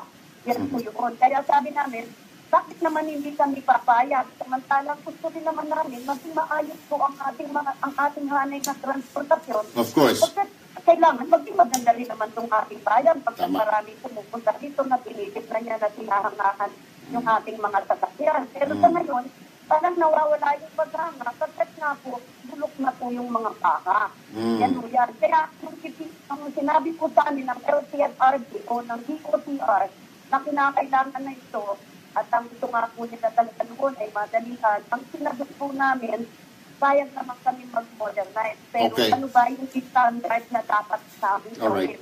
At sa pagbubuta po, napag-usapan po yung ang pintuan ay ilalagay na po sa gilid, sa kanan, sa Erwin. Ang likod po na itatara na po ito, pero dapat in case of emergency, pwede po itong buksan upang makakas ang ating mga mananasan. Pumayag po kami dyan sa dahilan. Kung makikita ninyo, hindi ko naman dinalahat ang ruta. May mga ruta na sumasabi po ang ating mga pasahero, nakahang po yan daan na hindi naman po nalalagay sa dyaryo o narabalita. Na ang karamihan sa mga paan ng ating mananakay, pag napundol ng kapwa niya sa sakyan o ng ibang sasakyan, talaga po medyo nababali po yung paan nila sa po. Anyway. Kaya ang sa amin, pananagutan po ng isang operator yan. Kung sakasakaling makikita dito sa pasahero na ito, samantalang hindi naman po gusto ng driver. Kung ang po gusto nung nakasakit, ay karamihan ay hindi naman nagbabayad. Sumakano na lang po. Anyway, very well said po, Ma'am Zenny Maranan. Kami ho'y magbe-break muna. Naku, maraming salamat po. Mahaba-habang usapan ho ito siguro sa susunod po natin na issue or programa, ma'am. Pag-usapan ho natin within the week siguro, next week. Maraming salamat po ka Zenny Maranan ng PEDUDAP. Good morning po. Hindi po ka Erwin, upang makintindihan din naman ang kanilang sa mga operator. Ito nga sinangayunan ng PEDUDAP. At ang alam po, hindi lang naman po ako, pasang magda na dyan, ang ACTO, ang LTAP po mapayag po. Isa lang naman po ang hindi po mapayag. Yung pistol lang ang ayaw pumayag. Yung pistol lang, pero lahat kayong Jeepney Association po payag. Alright. Anyway, maraming salamat po, Zenny Maranan. Magandang umaga po. Alright. Yun naman pala. Isang grupo lang ay pumayag. Na-interview natin kanina, si Ka George San Mateo. Hindi sila pumapayag. Pero itong ibang mga grupo, mga PEDUDAP, mga payag naman sila, ACTO, na pagbabago, modernization. Gusto nila makatulong din sa bayan. Well and good, di ba? Kaya maiwasan natin itong pollution. Oras po natin 9:28 bago tayo mag-break at bago natin puntahan itong iba pang mga issue. Nasa linya ng ating telepono, ito sugi na po namin lalo na sa hapon sa Kilos Pronto sa PTV4. Si Ma'am Josephine Tobia, Head ng Advocacy and Social Marketing Division ng OWA. Magandang umaga po, Ma'am Josie. Yes, good morning. Morning pa lang, ma'am. Si ma'am talaga sanay kasi sa good afternoon. Sanay kasi po sa hapon. Anyway, dito po tayo sa Radyo 5, Ma'am Josie. Lumapit lang po ito at nag-message po sa akin sa Facebook. Itong si Junix Talaugon, ang asawa niya ay OFW DH sa Oman, si Laika Acompanado. Ang kanyang agency ay PhilQ Manpower Services, ma'am. Okay. Ngayon, ang reklamo ng misis niya, gusto na talaga umuwi dahil hindi niya nakaya ang kanyang mga employer. Nakalamang employer na siya. Every time na kinukuha siya ng FRA, kasi reklamo niya kinukulong. At halos lahat ng 5 employer na ito, kinukulong siya. Pinapabalik-balik lang siya ng FRA. Pag nagreklamo siya, ako po'y kinukulong, kukunin siya ng FRA, dalhin sa isang employer. Pagdating naman doon, parehong ugali, ikukulong.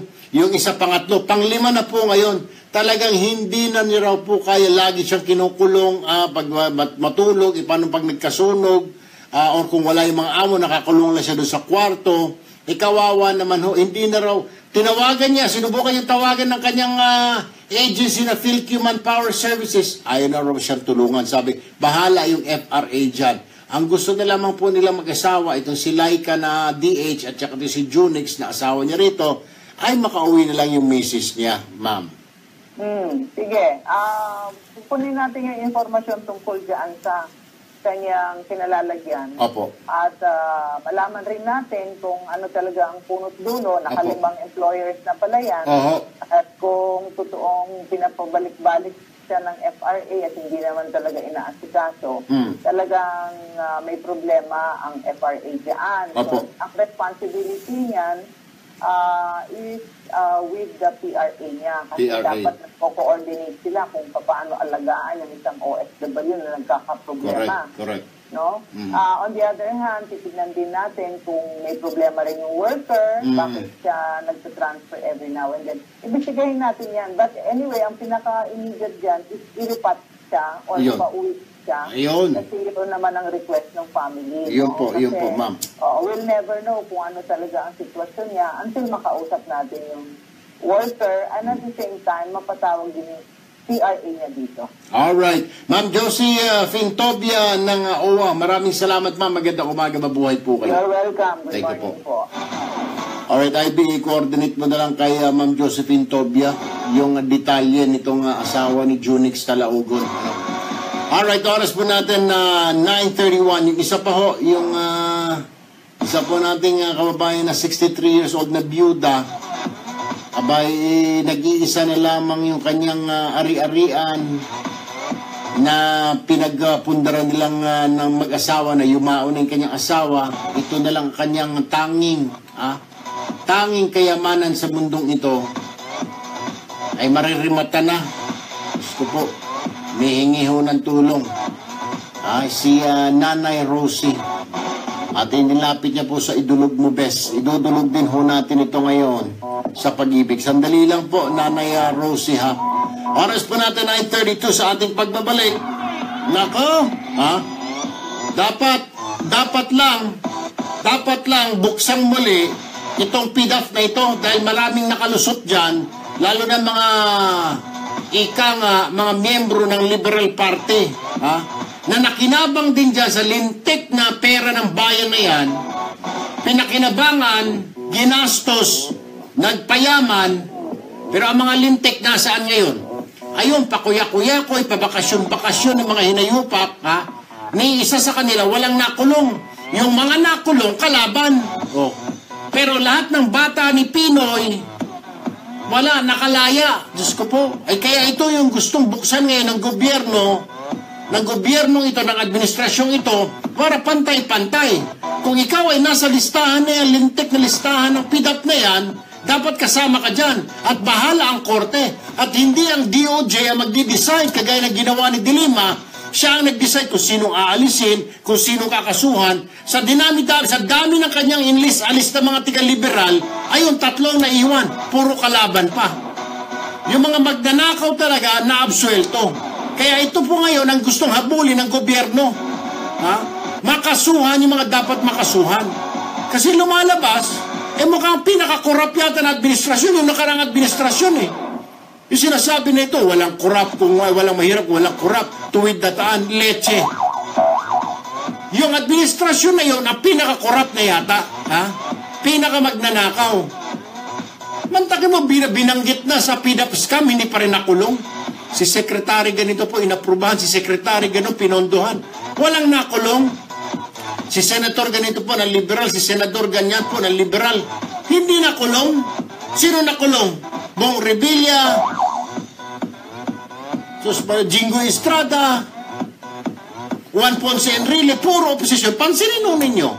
Habang tayo nagbe-break, ilista po ninyo. Meron bang nakulong na Liberal Party na mambabatas? Wala. May mga nakulong, mga undersecretary, mga assistant secretary, mga direktor. Pero yung mga matatabang isda, panahon ni Pinoy, ayun, lalo pang tumaba ngayon at ginagasta na yung PDAP na pera ng bayan, na pera ng taong bayan. Buisit. 9:34 ng umaga, dyan lamang ho kayo. Magbabalik ang paborito mong programa pagkatapos ng ilang paalala dito sa Radyo 5, 92.3. Tama lang ho yun. I definitely agree with Secretary Vitaliano Aguirre na dapat kasuhan, buksan muli yung kaso ng PDAP kasi maraming nakalusot, maraming hindi nakasuhan, lalo na sa hanay ng liberal. Ang mga nakasuhan, tingnan mo, Bong Revilla, Diyos ko po, lakas yun. Lakas, partido ng Lakas de Gloria. Jinggoy, United Opposition, UNO, or UNA. United Nationalist Alliance, UNA. Okay? And really, ganun din UNA. Puro opposition. Wala kang makikitang liberal na nakasuhan. Sila Butsabad, aywan ko, executive president yata yung vice president ng liberal. Alcala, na secretary ng Department of Agriculture, isa ring opisyal ng liberal. Mga senador, ang dami mga pinagbabanggit doon sa affidavit ni Napoles, pero hindi nakulong, mga kapatid. Figure that out. Di ho ba? Bakit hindi nakulong? Nandoon na mismo si Napoles na nagsabi, ito si ganito, ganito, ganito. Kasi nga, may tinatago ang mga ogag, may tinatago, ha? Kasi nga naman, pag nagkaroon ng reinvesting, ito po yung dahilan. Ito na po, kaya kung nagtataka po kayo, bakit pag gigil na gigil ang mga liberal, ang mga dilawan na matanggal si Duterte? Kasi mga kapatid, may tinatago. Bago pa makutkot ng gobyerno ni Duterte, kailangan tanggalin na ang gobyerno ni Duterte para hindi niya masilip yung mga tinatagong baho na nakarang administrasyon. Baka pag mukat-mukat natin, pati yung dating Pangulo sabit. Kung sabit yung kasuhan, leche. Ilang presidente naman pinakulong niya, di ba? Si Erap pinakulong, si Erap nakulong, si Gloria nakulong. Normal lang yung may makulong na presidente, Diyos ko po naman. Kalukuhan ho yun. Makukulong lang 3 senador. Ang haba-haba ho ng listahan. Yung unang lumabas yung listahan ng mga sabit. Ang bilang ko halos 37 yata ng mga senador, mga congressman. 37 ho yata yun ang tingin ko Parang sa senador, parang 8 o 9 ho sila Tapos suddenly, unti-unting nawala. 3 ang naiwan. 3 lang ang nakulong. Katarantaduhan ho yun. Kaya tama lamang na buksan ulit ni Secretary Aguirre para makasuhan. Diyos ko po. Si Dilima ang may pakana, tama ka dyan. Binura niya isa-isa. Ang isinampa niya lang sa korte, sa ombudsman, ay yung 3. Si Enrile, si Jinggoy, at saka si Jinggoy, at saka si Bong Revilla. Yung mga tiga-liberal, wala siyang kinasuhan. Ikita mo yung katarantaduhan na yan. Yan ang sabing pagiging unfair. Ang sinasabing, yan ang sinasabi na selective justice. Pinili lang kung sino ang kasuhan. At di isang liberal wala. Si Butsabat, ilang beses na nabanggit doon. Ang dami. Si Alcala, yung source ng pondo na ito sa Department of Agriculture. Ang dami. Halos lahat ng pahina, nandoon yung pangalan ni Alcala. Binanggit niya rin ni Napoles. Pero nakulong ba? Hindi. Kaya kung sabihin na lintik na malinis yung administrasyon, bullshit. Anong nilinis ng hayop na administrasyon na yun? Magnanakaw, yun ang pinakamagnanakaw na yata ang administrasyon na nakita ko. Sinabi na yung panahon doon ni Gloria, mga magnanakaw. Bull! Ako, magaling lang kayo magtago, magaling lang kayo magtakipan. Yung kinuha ninyong Justice Secretary, ayun, nakakulong ngayon. O, siya yung nag-aayos ng listahan kung sino sasampahan. Ako, style ninyo, Pinoy, bulok. Mabuti nga, hindi kayo nanalo, mga leche kayo. Kasi kung nanalo kayo, patuloy na magnanakaw kayo na magnanakaw. Naghihikahos ang taong bayan. Baka kung siguro kayo ang nanalo, punyeta. Ha? Hindi natin malalaman yung kaso ni Jack Lam. Siguro. Ha? Hindi natin malalaman na maraming mga illegal alien dito na nagtatrabaho. Siguro hindi natin malalaman yan. Di ba? O. Siguro kung kayo nanalo, patuloy ang nakawan sa National Irrigation Administration. Siguro kayo nanalo, patuloy pag nanakaw sa DILG. So, tirada ninyo. Oh.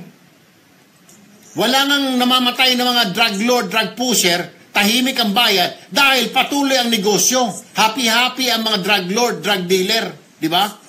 Yan ang sinasabi nyo, kaya sumigaw agad kayo, patayan dito, patayan doon, leche. Kasi, tahimik nga kung kayo, panahon ninyo, dahil hahayaan lang ninyo. Di ba panahon ninyo, walang pondo ni Singkong Duling ang PIDEA? Alam ko yan, alam na namin yan sa T3, kasi po, kami pa minsan nagbibigay ng panggasolina sa PIDEA. Kami pa nagbibigay ng pangkain ng mga agent. Pati yung buy-bus money, kami pa nagpro-produce. Tirada nyo. Sabihin nyo, pangit itong gobyerno na ito, maganda yung dilaw. Bullshit. Kung titigil ko tutusin, di baling kung hindi nanalo itong gobyerno ito, kahit sino na lang siguro, kahit uno, magagaling din naman, kahit sino naging presidente, wag lang ang liberal. Dahil kung liberal, nako, sawang-sawa na tayo. Naka-6 na taon kayo, 6 na taon ulit. Bullshit. Tama, dapat makulong. Hanggang sa pinakamataas. Kung kailangan kulong ang dating Pangulo, kulong. Kung pa lahat ng mga nagtatakip-takipan, sila Dilima, sabay, si Dilima nakakulong. Kung ang ombudsman mahuli na tinatakpan din niya, ikulong din yan. Lahat sila ikulong.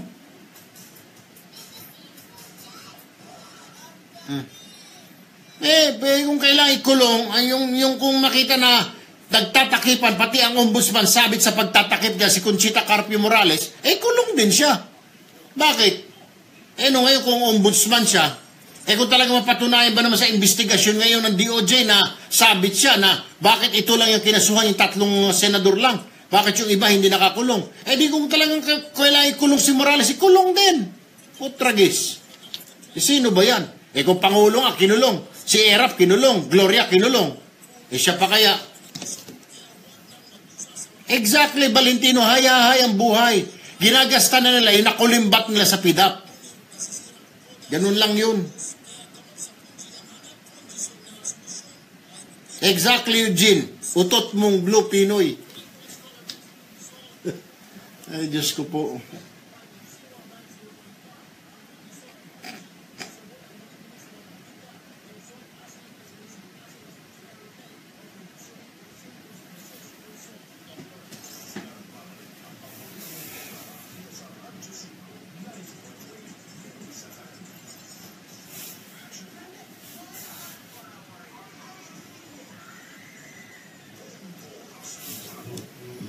Ay, oras po natin, 9:42 ng umaga. Yung may mga hypertension dyan, high blood, mag-calci block kayo mamaya-maya. At pag-uusapan natin itong talaga namang pagtatakipan ng Liberal Party. Ay bubuksan na raw ng gobyerno itong PDAF case ulit ng scam. Dapat lang, para masama na, magkaalaman na. 3 lang huy nakulong dyan, kalukuhan. Nakulong ko, kawawa, puro mga opposition pa. Pero yung Liberal, hindi. Mamaya, papaliwanag ko kung bakit gustong-gusto nilang tanggalin ang Pangulong Duterte. Palitan ng grupo nila. Kasi may tinatakpan sila.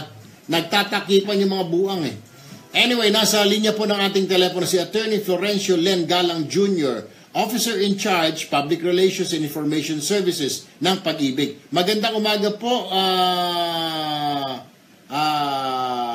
Officer in Charge Florencio Galang, sir. Ay, nako sir, kami ho'y nagpapasalamat, wala pa man. Ilalapit lamang po ang namin ng tulong itong si Nanay Rosie. Ito ay hindi na ho siya nagpapakilala, nahihiya po siya, so alias na lang gagamitin natin. She is 63 years old, byuda po siya. Ang tanging naiwalan ng kanyang asawa sa kanya, itong isang maliit na bahay sa Pag-ibig, na niloan nila sa Pag-ibig. Malapit na pong ma-foreclose ang kanilang bahay dahil 716,000 po. Napabayaan yung monthly amortization. Wala naman ho kasing trabaho si Nanay Rosita. Ngayon po retired na. Well, nagpa-part-time magturo. Ano po kayang maitutulong natin dito, sir, para hindi marimata? Ito na lang po ang tirahan ni Nanay Rosie, sir.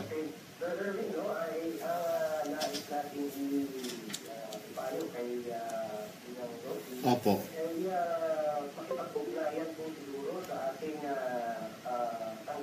Kaagad. Upang sa gano'n ay, although hindi ko po alam kung siya yung nakapag-ipag-ugaya na before, but in based on our records po ay naipadalhan po namin siya ng mga notices, ano? Opo. Kung ano po ang dapat gawin, subalit up to now, hindi pa po nagkakaroon ng any development so far. Mukhang wala po siyang pera, sir. Sa totoo lang, pagka part-time na lang po siya nagtatrabaho ngayon, so hindi niya po kaya yung monthly amortization na 7,159, sir. Mag-isa na lang po siya kasi sa buhay, sir. Kasi kung minsan, may maaari po naman, kung wala po ba siyang anak na... Ayan. Hindi ko po na kuan. Pwede ba ma-restructure itong loan niya, sir? Definitely, kaya nga po, yan po ang ating mga sinasuggest na kung siya makipag-ugaya with us, Opo. maaari po siyang bigyan ng option. Ayun. Sige po. Ganito po ang gagawin natin. Sir Florencio, kagad po after ng program ko, makikipag-ugnayan po ako sa kanya at sasabihin ko, saan po siya pwede pumunta at sino po dapat kausapin niya? Ganito po, kung yan po, ang account niya ay nasa foreclosure. Opo. Ang puntahan po niya yung ating manager for foreclosure, si Marlene Medina. Marlene Medina, saan po yung tanggapan? Sa 14th floor po. Opo. Ang dapat po natin is the Jet Jet Building. Building. Jet Building, yan po sa Shaw Boulevard po. Sa Shaw Boulevard, opo. Magkakapit-bahay tayo dito. Mandaluyong, ano po? 14th floor po, yung foreclosure department po natin. Anong? Sasabihan na po natin si Miss Marlene. Opo, Medina. Check niya. May pupunta si Ali Ross. Anong number po nitong building nyo? Saan po niya sa show? Medyo mahaba-haba po ang show, sir. Siguro po, sir, if I really cannot recall the exact address. After this interview, sir, kung pwedeng tawagan ako ni Kenneth para Sige po. Nako, sobrang daming salamat po, Sir Florencio Galang Jr., sir. Thank you po. Opo. Opo. Opo. The last record na lang po talaga yung foreclosure. Alright. Alright. Maraming salamat po muli, Sir Florencio Galang Jr. Thank you po. Bueno, Nanay Rosie. Mamaya, Ivy. Kontakin mo ito si Nanay Rosie. O baka nagtuturo ito ngayon, nagpa-part-time. At sabi mo, pumunta doon sa 14th floor, hanapin si Marlene Medina. Alright? Diretso po tayo, 9:47. Tawagan si Justice Secretary Vitaliano Bitaguire. Ito yung sinasabi ho natin, mga kapatid, na very unfair yung hustisya po noon. Tama po yung sinisigaw ng karamihan noon. Panahon ni Pinoy na selective justice. Ika nga, pinipili lang ng hustisya ang mga dapat bigyan ng hustisya. Yung mga walang karapatan, kagaya mo, kagaya ko, wala tayong karapatan, huli ka, kulong ka. Pero kung ikaw ay malapit sa kusina, ikaw ay miyembro ng liberal, ikaw ay kaanak ng liberal, ikaw ay kabarilan, kainuman, kahuntahan, kung ano pa yan, kabakdoran ng liberal, libre ka. Pero pag wala kang connect, yari ka. Prime example, ito nga po yung sinasabi ko, kanina ko pa sinasabi, di ba? Itong tungkol dito sa Lintek na PDAF, Priority Development Assistance Fund scam. 3 senador lang, Diyos ko po, sa hinaba-haba ng listahan. Ang dami, naalala ho ninyo yun a few years ago, 3-4 na listahan, revise. Paliit ng paliit. Yung pala nire-revise ng lintik na DOJ na si De Lima. At pag mukat-mukat natin, 3 na lang ay nakulong. Si Enrile, si Jinggoy, at saka si Bong Revilla. Ang mga hinayupak na liberal na mga mambabatas, mga hinayupak na liberal na mga sekretary, membro ng gabinete, hindi man sumabit. Yung Butsabad, Secretary Butsabad, ilang beses binanggit ho yan ni Napoles. Halos lahat ng pahina sa ebidensya nandoon ang pangalan niya. Puro palusot, puro palusot. Hindi ko binasa yung pinirmahan ko, yung tao ko. Yun, ang nangyari, yung tao niya nakulong. Pero other than that, wala nang nakulong na miyembro ng liberal. Ang mga nakulong na lang, itawagan mo si Kuan siguro, si VACC. Kunin natin ang opinion la voice Volunteers Against Crime and Corruption. Oo. Ang nakulong na lang, pansinin nun ninyo. Di ba? May nakulong ba na liberal na kilala nyo? Kaya ngayon, sa investigasyon na gustong gawin ngayon ng gobyerno, buksang muli. Dahil alam nyo ho ba kung sino sasabit? Sabit po yung maingay na Senador Antonio Trillanes. Sasabit din po, pero nakakulong na ito eh. Si Senadora Laila de Lima ng DOJ dati. Siya yung nagbura-bura ng mga pangalan. Sasabit yung pinuno nila dyan, sa Senado na liberal na si Senador Drilon. Sasabit ito. Sasabit din yung budget secretary ni Pinoy na si Butsabad. Sasabit. Kaya ito siguro nakita na nila, naku Diyos ko po, mahahalukay yata itong PDAP na ito. Kaya gumawa tayo ng paraan na matanggal itong administrasyon, itong gobyerno ni Duterte. Bago magkaalaman, bago malaman na marami pala tayong ninakaw. Sa totoo lang, kung tutuusin, mukhang sa tingin ko po, kung akong tatanungin ninyo, yung administrasyon, ang nakarang administrasyon, na pinaka-corrupt na huyata. Tinalo yung administrasyon ni Gloria, tinalo yung administrasyon ni Erap, tinalo yung administrasyon ni Ramos, mukhang tatalunin din yung administrasyon ni Marcos eh. Nitong nakarang administrasyon, mantakin mo, walang nakulong na isa. Liberal Party na senador, walang nakulong na congressman, wala. May mga nakulong na local government, parang palit ulo para maapis yung taong bayan, hindi umalma. May maipakita silang gobernor na kulong sa PDAP, mga ex-congressman, mga ex-yun, mga retired. Senador, wala, ni isa. Sus Mariosep na liberal. Walang nakulong. Yung sekretary mismo, yung nagpapalabas ng pondo na si Butsabad, wala, hindi rin nakulong. Si Alcala, ng Department of Agriculture, di ba dyan talaga nagsimula yan? Dyan nagmula yung pondo ng pagnanakaw ni Napoles? Nakulong ba? Wala. Walang nakulong sa kanila ni isa. Kaya ngayon, ang gusto ng DOJ, kasuhan, buksan yung kaso. Tama lang. I don't know if the VACC, Volunteers Against Crime and Corruption, will agree with me na buksan muli itong kaso na ito at kasuhan yung mga dapat kasuhan na. Nasa linya po ng telepono si Ginoong Dante Jimenez. Magandang umaga, Mr. Chairman.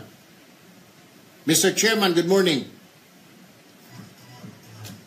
Kasi, tama lamang na talagang kasuhan na nila at wag na nilang, Diyos ko po naman, ang ginawa yung kinasuhan lang, yung 3. Ang dami mga binanggit doon. I-research ko ho bukas Ang dami mga hindi lang nga Trillanes nandoon Hindi lang Drilon nandoon Marami pa mga liberal na mga senador at iba pa mga senador nasabit. Ay, nagbabalik po si Chairman Dante Jimenez ng VACC. Magandang umaga, Mr. Chairman.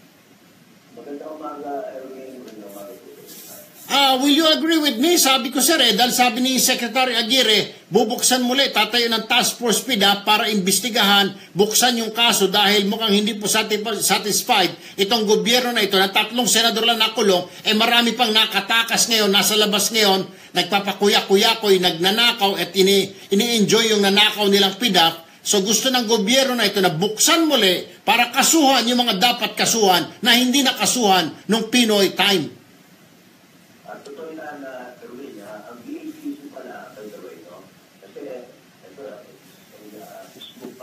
Programa mo is now building up this complaint at gusto natin buhayin to because naging selective na ang justice noong panahon ni Aquino. Pag hindi ka dilaw, yayariin ka ng Aquino administration. Correct. So, nakita naman natin na even si De Lima mismo nagsabi, may second batch pa. Mula nung sinabi kayo ni Erwin, hindi na nasundan dahil nakita siguro ni De Lima na ang daming dilaw. O baka kasama pa nga siya ron kasama nga ho siya. Sabi niya initially, ni Secretary Aguirre, kasama sila Ila de Lima, Trillanes at saka Drilon. Pero alam ko, marami po mga senador na mga liberal. Butsabat, kasama din doon na dapat. Pero hindi nakasunod. Si Alcala, yung best friend nyo, Chairman, hindi rin nakasama, Mr. Chairman. Well, si Alcala, hindi ko best friend and peace friend. Anyway, tama yun, Erwin, na dapat ako dahil ang BACC naman anti-corruption group. Correct. At gusto natin malaman ang katotohanan. Tama. Ano ba talaga nangyari dyan sa... Remember, that was declared unconstitutional by the Supreme Court. And hindi mo na pwedeng ma-deny na unconstitutional yung ginawa ni Noynoy. Kaya that's why di pa nag-file kami together with yung mga progressive black o makabayan black na against Noynoy Aquino on the DAP and PDAP. Pero anong ginawa ni Morales? Nako, pwede bang isama nyo na rin yan? Pati isa pa yung sir, yung babaeng yan, wala rin kuhan, kundi takpan lahat ng mga liberal, kaya pala nilagay ni Pino, matanda na yung yan, retired na dapat, binuhay niya ulit sa hukay at nilagay niya dyan para mapagtakpan yung mga baho nila pala, Mr. Chairman. Totoo yan. Yan ang abangan natin. Maraming mga nilagay, niluklok si Aquino para for his safety and security. Hindi ko na sigurado na ito yung tinatawag namin na apat na alas na babae na namumuno ng judiciaries natin. Patay. So, totoo yan, Erwin. Kaya abangan natin po yan dahil binipilda po yan ng mga lawyers ng BACC. So, sa programang ito, gusto ko malaman ng sambayanan, kami po ay bibuild up ngayon ng complaint laban po dito sa mga naiwan na mga hindi nakasuhan dito po sa Napoles scam na ito. Port Barrel scam na in-expose dahil sa pag nahuli si Janet Napoles. Even Janet Napoles herself, kung bigyan siya pagkakataon to have a press conference, initiate niya yan. Yan po ay maglalabas ng mga pangalan na mabubulaga na lang sa atin na wow, hindi, bakit ganito, tatlo lang ang naging sacrificial lambs? Ang dami yan. Ang dami po niyan. Kaya that's why billion, we're talking of billions of pesos. Take note of the case of Chief Justice, the late Chief Justice Corona. Yun, yung pera na binugbog sa mga politiko, eto, sabihin ko na sa'yo, nanggaling po yun sa TAP, Disbursement Acceleration Program.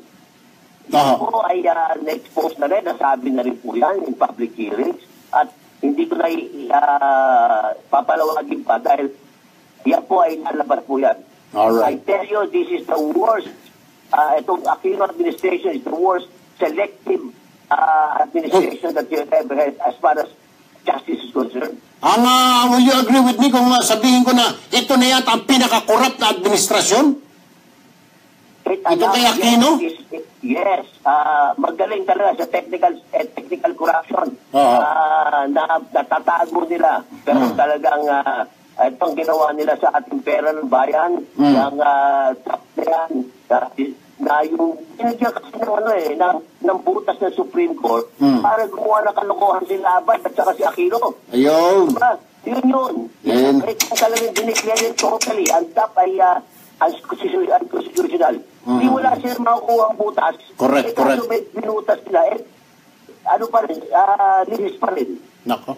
Anyway, Mr. Chairman, one of these days, imbitahan ko kayo sa studio para mag-usap tayo mahaba-habang usapan dahil alanaw tayong oras. Maraming salamat po, Mr. Chairman Dante Jimenez ng VACC. Good morning po.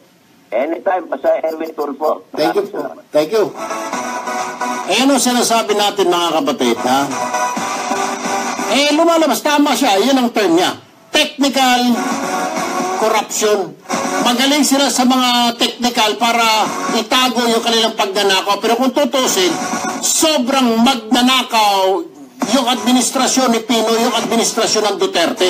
At pagkatapos mananalo, ay marunong talaga ang Diyos na ko, Lord, thank you po. Thank you at hindi nanalo ang liberal. Diyos ko po, Panginoon ko. Ano na lang mangyayari ho sa aming bayan kung nanalo po ang liberal? Talaga napakabuti niyo, Panginoon. Diyos ko po naman. Kalain mo yan? Lintik, walang di isa. Pang sinino ninyo? Meron ba? Na senador, na congressman? Ang Pangulo ba? Nakulong? Wala. Mga kabinete niya? Wala. Absuelto silang lahat. Nakapagtataka. Pero ngayon, yung mga nagnangak-ngak dyan, yung mga nagwawardi-wardi na dilawan, ay di ba? Pinalusot ba ni Manong Digong yung dalawang kabrad niya sa law school na magnakaw sila sa immigration? Pinalusot niya ba yung kanyang campaign manager? Na binulong lang sa kanya, ay bumulong na nagnanakaw na nang hihingi ng sobra-sobra yung campaign manager mo. Pinalusot niya ba yung sekretary, kumpare niya, pero sekretary ng DILG dahil sumabit sa fire truck? At marami pang iba. Mga tiga-Davao ito mga tumulong sa kanya. Pero nung mabalitaan niya na nagnanakaw na humihingi, padisibak, ay panahon ni Pinoy. Binanggit na nga, ilang beses na nakalagay doon sa papel yung pangalan niya, Butch Abad, Alcala, mga senador. Ay may ginawa ba? Wala. Purong sagot, due process, due process. Due process mo yung mukha mo, ayan. Nagaba kayo, nakarma kayo, dinatalo kayo. Buisit. Alas 10 punto ng umaga mga kapatid. Kami ho ay pansamantala magpapaalam na muna. Okay, Dr. Jean Marquez, Dare Clinic, dyan po sa Timog Avenue, Quezon City. Thank you po. Maraming salamat. Dickies USA. At saka Chancellor Shirts and Slacks. Maraming salamat po. Ako po Sir Erwin Tulfo. Susunod na po si Tolben Bitag Live. Ako po Sir Erwin Tulfo. Nag-iwan sa inyo ng isang magandang umaga, Pilipinas.